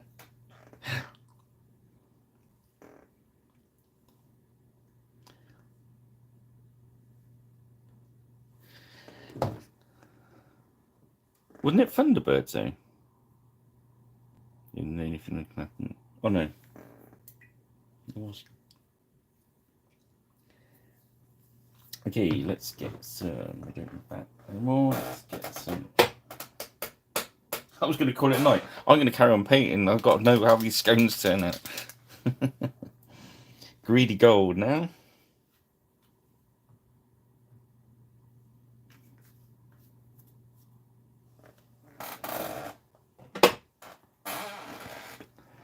Let's stay with our crappy brush because it's not too crappy. Let's pick out a few little nifty bits in gold.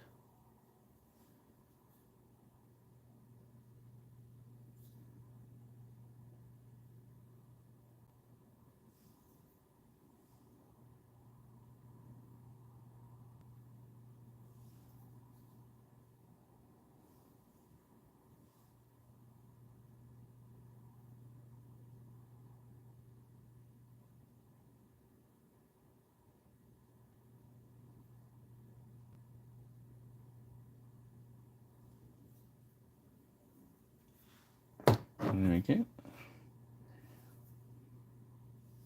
Let's put the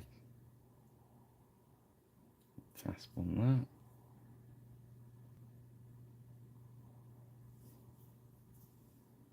that. Most of the swords I paint out of gold. Scavard and sorry, boss and crossguard.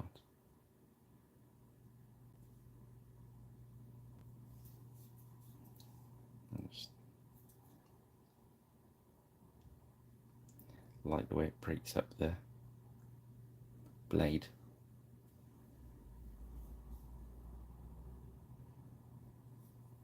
Probably not very historical accurate, but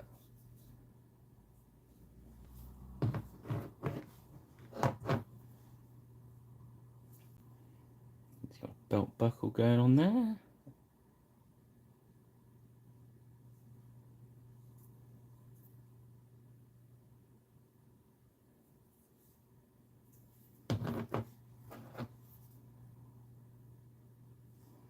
Okay, he's got a belt hoop.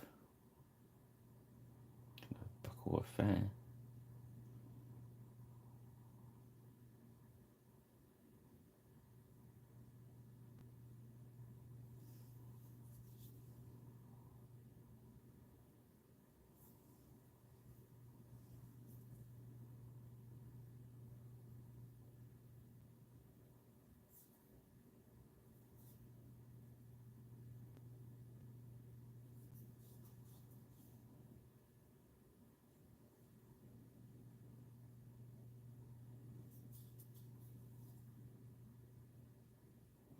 Oh my god, you should have said that. I'm sorry for any of our Welsh Welsh viewers. Welsh cakes are flat scones, aren't they? I might just about to get killed now.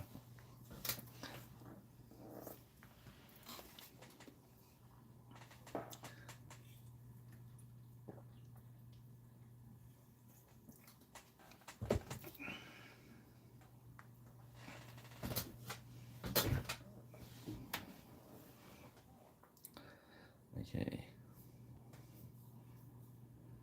That's that green on that cloak worked really well, but just literally that's a thin coat of it and then that green wash over it. Brilliant. Sometimes if you do a lot of shading in other places, just do something really plain. It kind of just works out.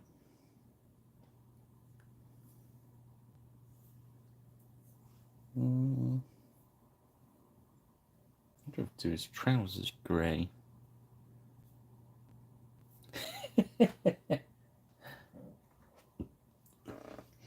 By this time of night on a Friday, I don't think I'd probably been very upright.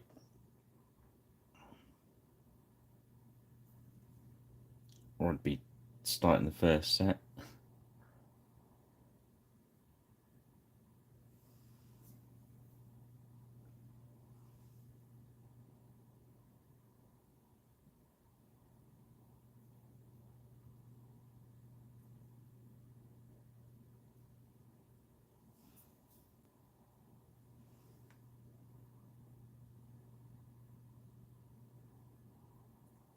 I don't want these guys to look too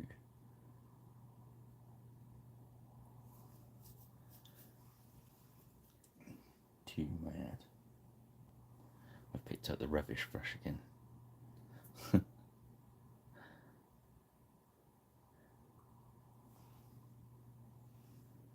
think as long as you know which way the point's bending, you can paint with a rubbish brush.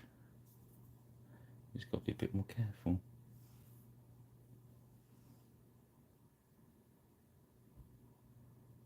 As long as you know what it's going to do.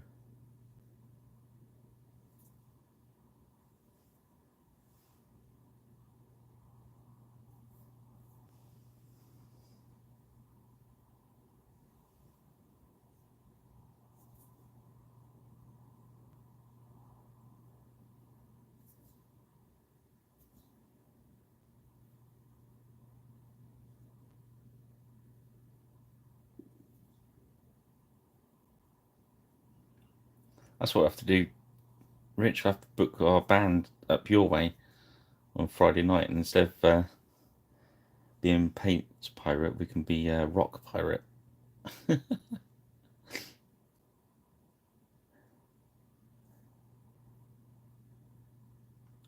Live from Rich's local. I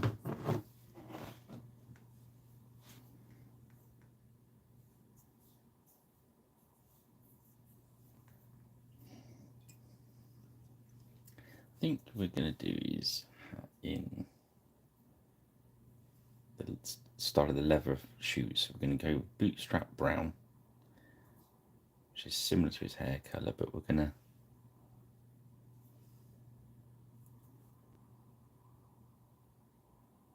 highlight it back out with leather brown.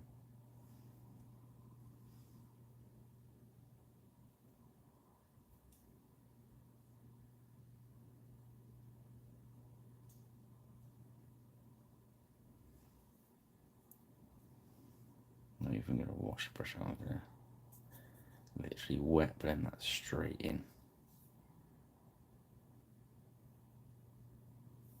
I do love this paint.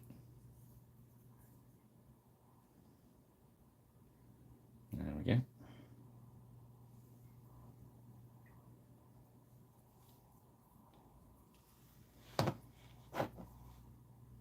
Okay, so the white we've done with worn stone. We're just going to come back into it with brain matter beige.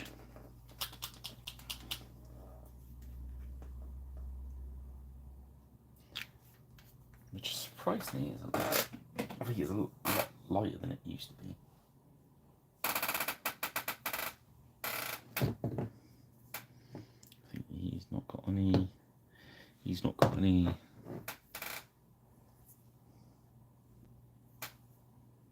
So we're gonna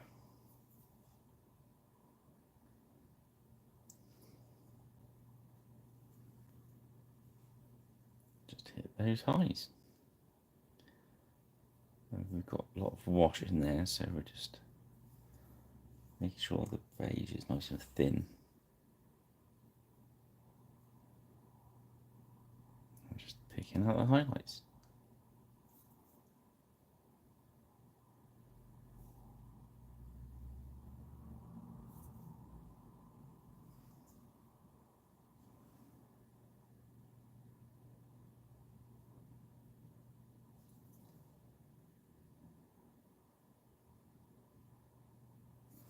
Yep.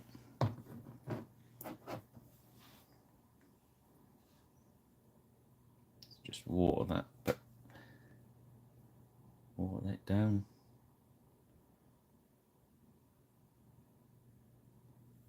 Leave the recesses alone.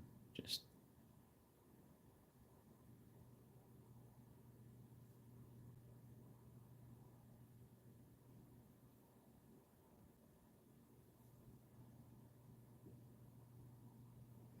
so when you first put it on, it looks lighter than it does. It tones down a bit when it dries.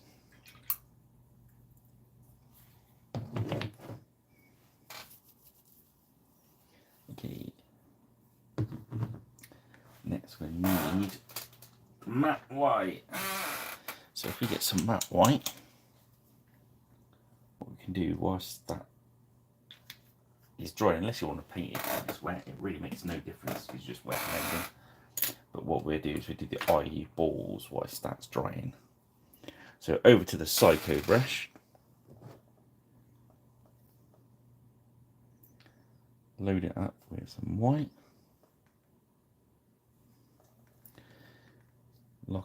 I'm locking my elbows in so you can see it.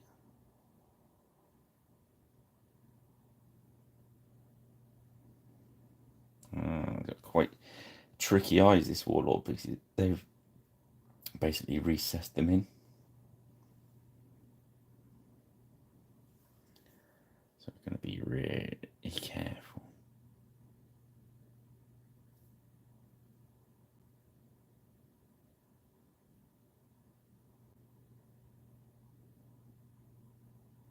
There we go.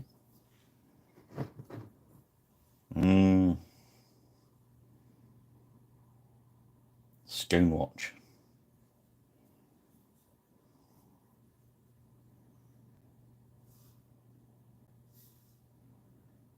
Get some focus. Come on, camera. It's picked him up back there, look. There we go. I don't know, one of the settings on my camera must have changed. So I didn't... It stopped doing this and then switched off. It's probably updated and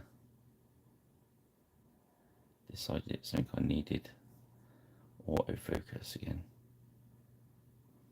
Before I had it focusing the whole area, which was good. So I noticed it was catching the faces on them sometimes, which is not at all helpful.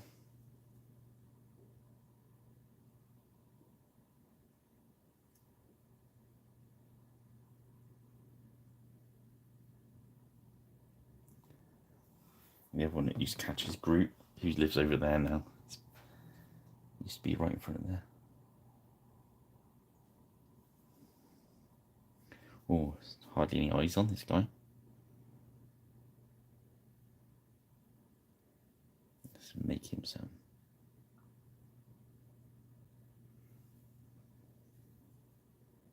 Gonna have to paint a bit of flesh in there just to clean it up.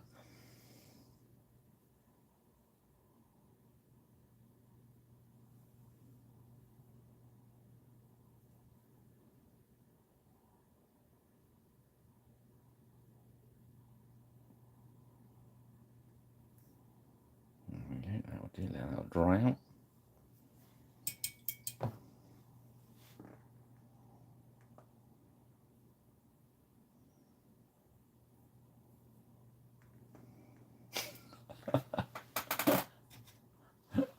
Next is we're going to go our black.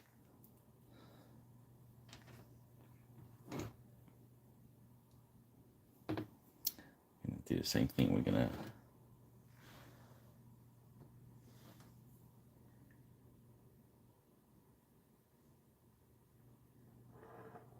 a little bit of black, load it up. Why don't you stay in focused, silly camera?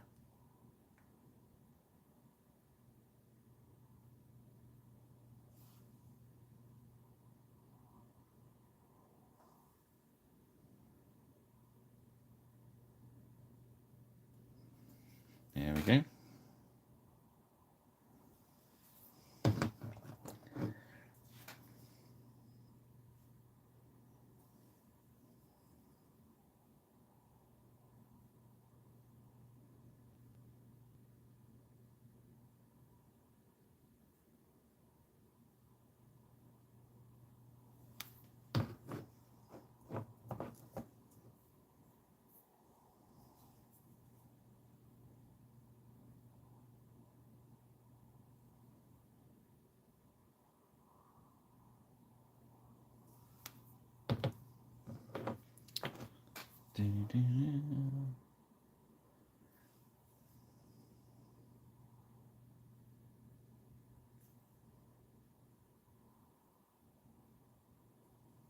Yeah. Okay, so let's see. The ball is done.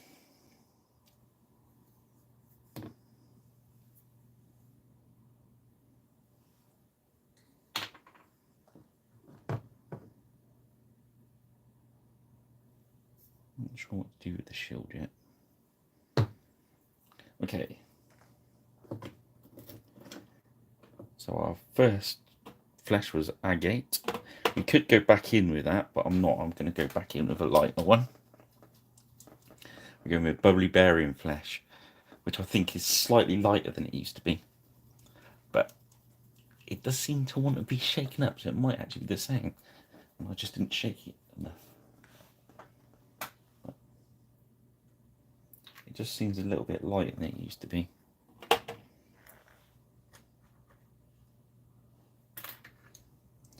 I'm gonna get some medium going. So it's nice and thinned out. Should almost put it on like a glaze, so I don't know what's happened to the focus on this.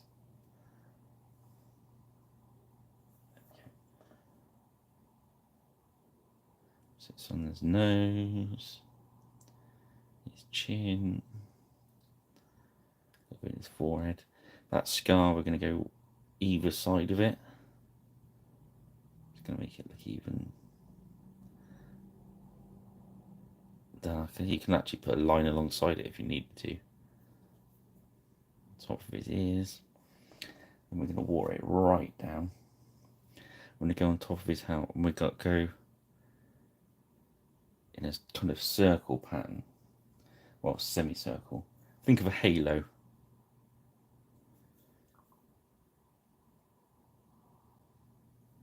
Paint round in a halo. And let it just wash off a little bit.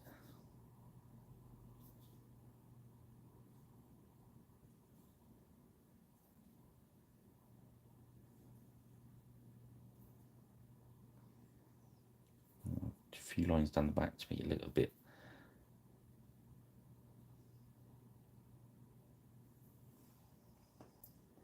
lines down the back to make it look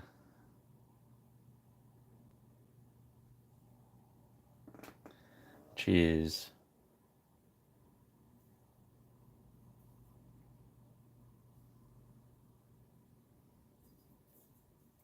Active all the different colours really.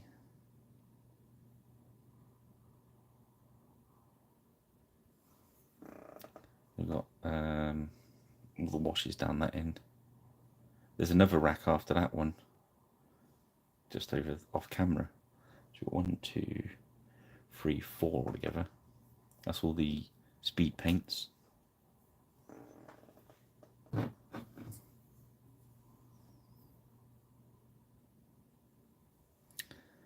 yeah, it just seems to be focused back there. It decided it wanted to show all my paints tonight rather than what I'm painting. I will endeavour to sort the camera out for next time. It's a bit late in this one. I think we've got most of it in focus. My apologies if it's not.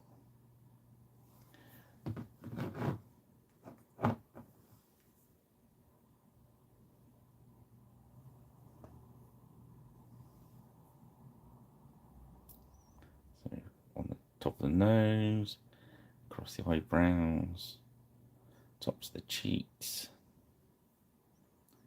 his mouth,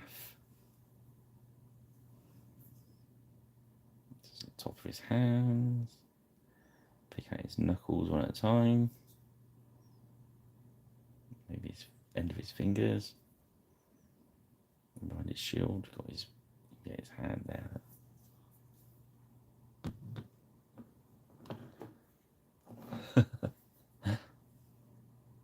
Yeah, it's quite important. It's amazing how quick, how much it speeds up your painting. I watched a guy years ago, and he said anything you use regularly should never be out of arm's reach. You shouldn't have to stand up to get the stuff you need regularly. And that just doing that one thing speeds you up, and it's true. You want to organise the paints at the back there. The ones on the far right are like all the effects ones.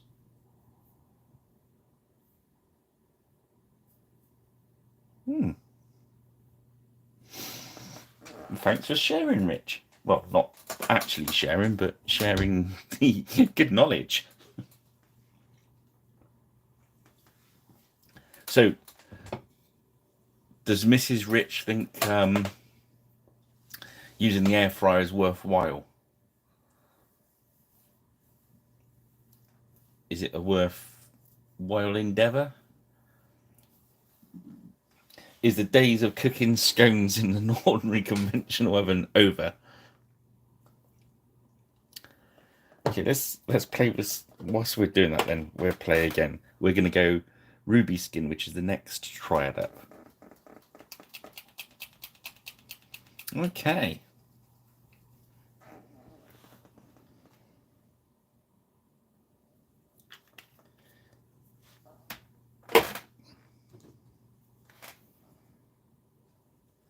So this is quite light. We're just going to water it down with a medium.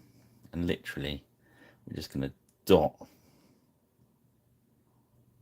Let's get my brush on.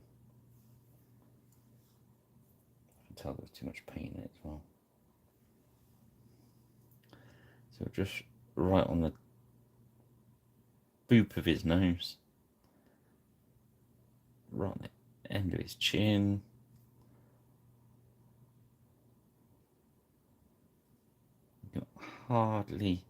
You can hardly see the colour when you do this. It's just literally, oh, pardon me, it will just lighten it up a little bit.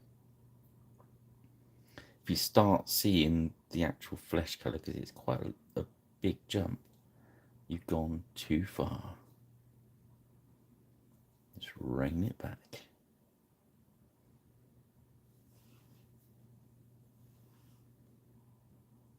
A little dot inside the highlights that are really there, so don't touch any of your base colour. This is only going to go over some of your highlights, just to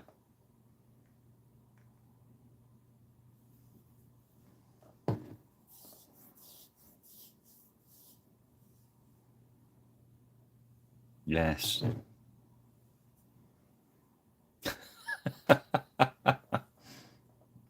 Good on you, Rich.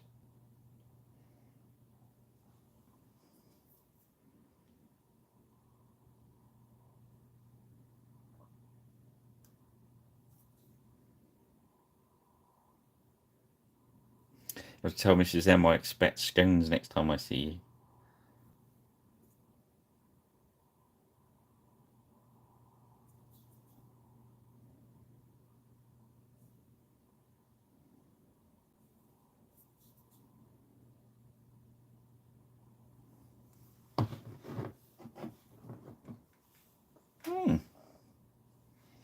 See, I've got the luxury of having a little, here at Pirate Iron is actually my own little painting studio.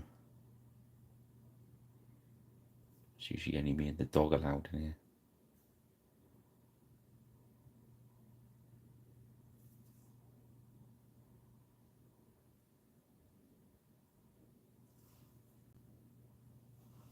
The biggest problem in here is the amount of painted miniatures which we're trying to solve at the moment.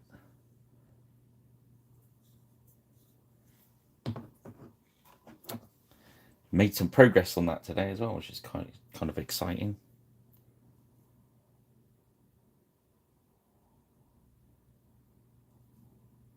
So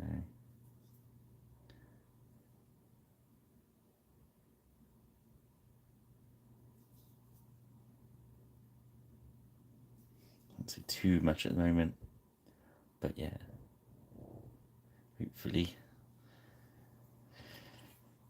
you get Pirate Rich Paints Mobile. Get us hopefully a show near you.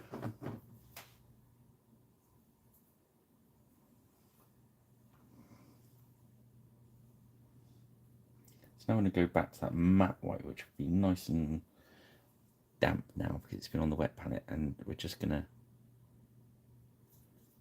pick out the high points of his leggings and all the it's got that beige going on. There we go.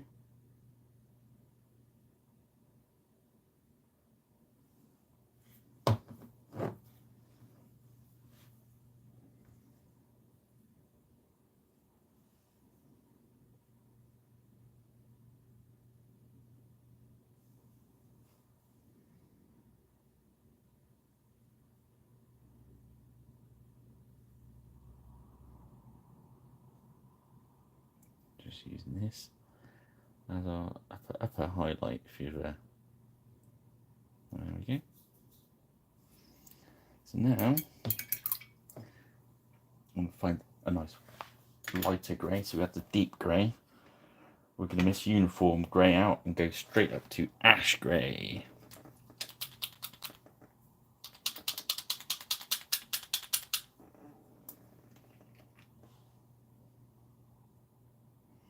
So you see on there it's quite a big jump between the two, but it's okay. We're going to get our crappy brush again. I'm not going to put medium in that. I'm just going to. I'm going to do kind of a dry brush, but not. If you know what I mean, so it's kind of. I've taken a lot of the paint out. I'm just really lightly letting the brush just touch down. So I call this, I don't know if it's the right term, kind of over brush. I don't know if that's the right term. So it's kind of like dry brushing, but your brush isn't dry. There's not an awful lot of paint in it either, but the trick of it is to be really light.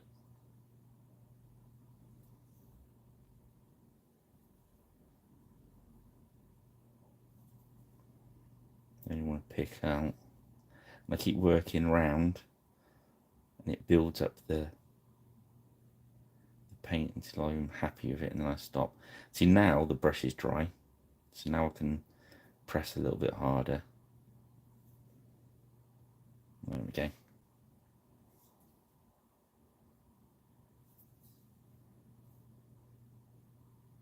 Scumbling, is that what it's called? Scumbling. And whilst the brush is dry, I'm just going to use it on these trees, because that's not got as much detail, so I only want it to pick up the very highs. So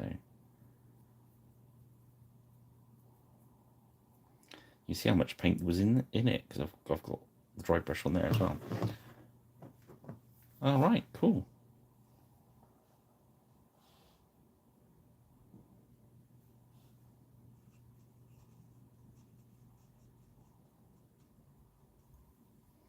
Can do the same thing. I've taken most of the paint out. I'm just gonna really can't impress on you how gently you've got to touch down on that. Anything more than that is just going to go blobby.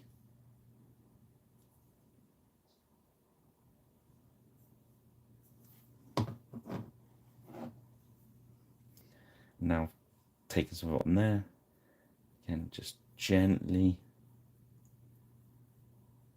and you can sort of gauge how much paint you got left. And as the paint comes off or dries out, you can then start going a little bit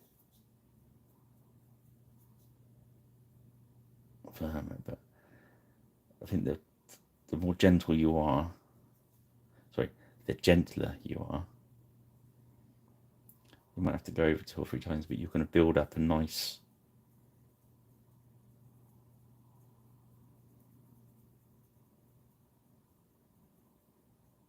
because yeah, I've concentrated on the high part of the cloak there and left the recesses, so even in dry brushing or stroke scumbling, yeah, scumbling, because we've done it in a, it doesn't really show up on the cat, but it will when I photograph it. So yeah, so he's, I want to say he's done that one. Yeah, he's done. We've got to work on the blue on this one. We haven't got an awful lot left to do. We'll do his hair and do his green. Well, 2.5 hours, so that was the that was the effect of this scone gate. Right, so the next one in the purple one is Gothic blue, which is a deep purplish blue.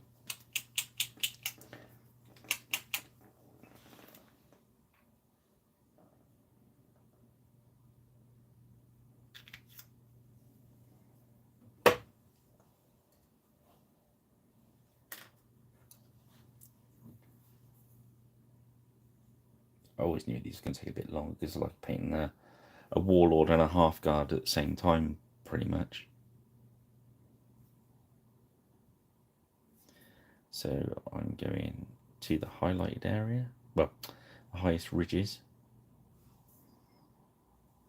I'll put some medium in it already, so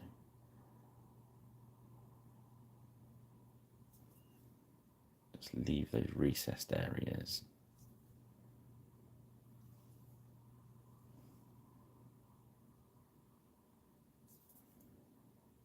Also leaving up underneath that bit of chainmail.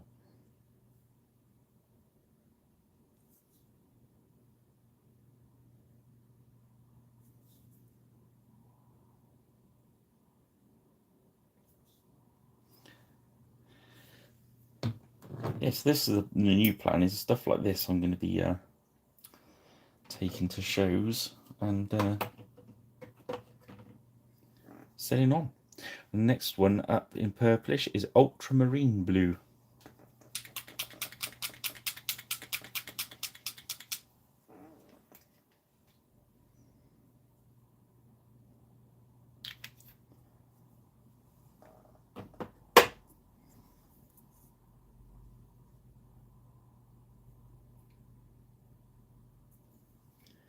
Again, I'm going to come inside the highlights I've just done.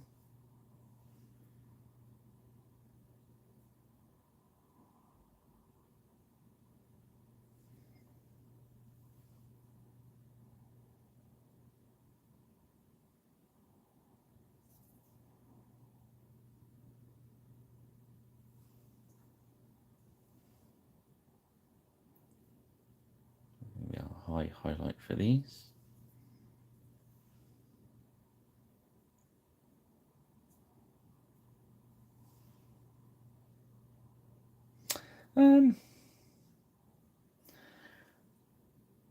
I've done, actually, since I've been using these, I've only done it a couple of times because I've got so many different colours going on.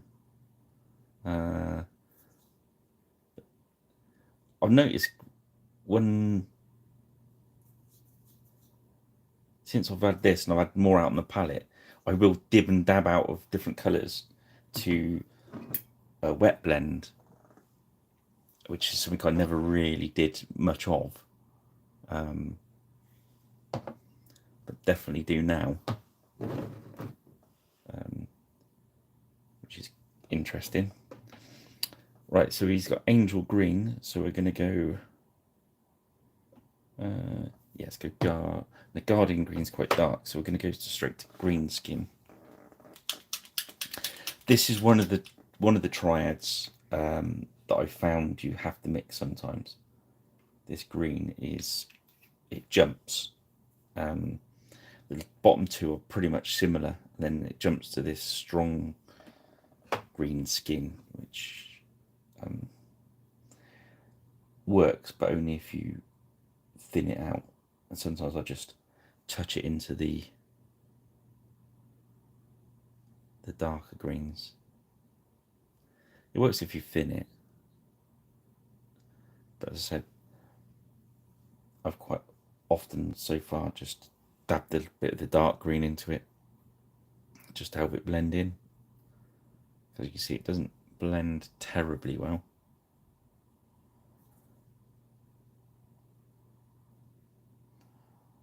But for mixing colours, I found Instar Paint. If you like mixing colours, Instar Paint is pretty awesome. I did enjoy that, but as I said before, Karen,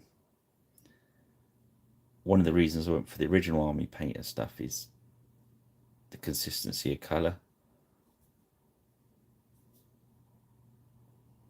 There's nothing worse than someone saying, "Oh, can you do another 12, I don't know, English Civil War, blah, blah, blah. And you're thinking, what colours did I use for them?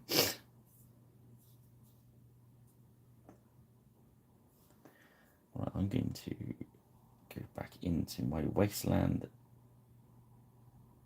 yellow and thin it out just to use as, I was going to use yellow as is blonde, but I'm going to, I thinned that wasteland brown out.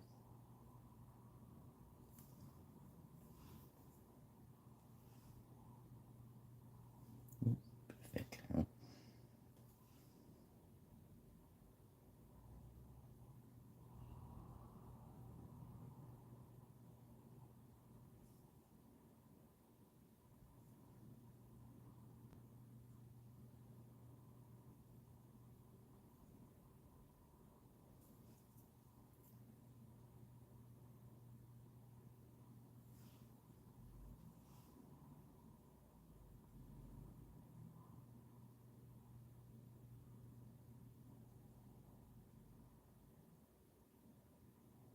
Okay, so I think I'll do the shields in tomorrow. It's only this one and the Warlord shield.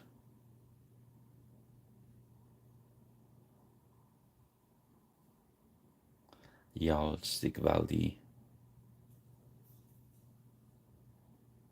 This guy's done bar in his shield. Where I've used the now strengthened up a little bit. That's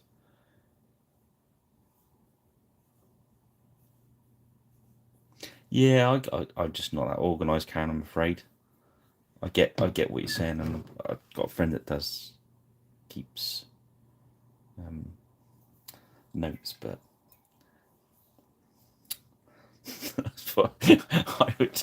I would lose the notes. I just rubbish. Okay, so let's have a quick look at what we got.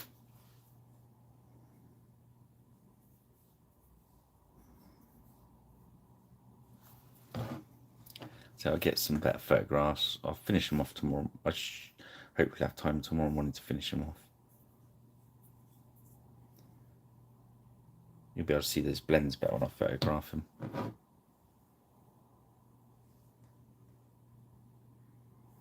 Yeah, I get you, because I mean, I got my memory shot.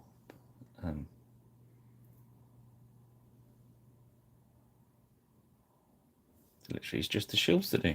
I'm going to leave it there because I think you've probably heard enough of my voice for tonight. So, and that's 2 hours 40 minutes. So it's a little bit longer than usual. But say we did some extra stuff, and then there was we had to wait around to see what the stones were going to be like. Anyway, guys, thank you for spending Friday evening with me. I hope you enjoy your scones, Rich. I look forward to getting some scones when I see you. Have a great weekend, guys. If you're watching this on Watchback,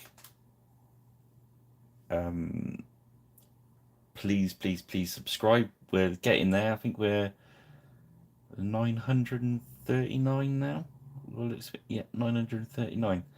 So that's going really well, and getting lots of views on Facebook as well, which is brilliant because it all feeds back into the algorithms. I think that's the word. Okay, guys. So yeah, if you're watching this back, don't forget to subscribe, like, share, whatever.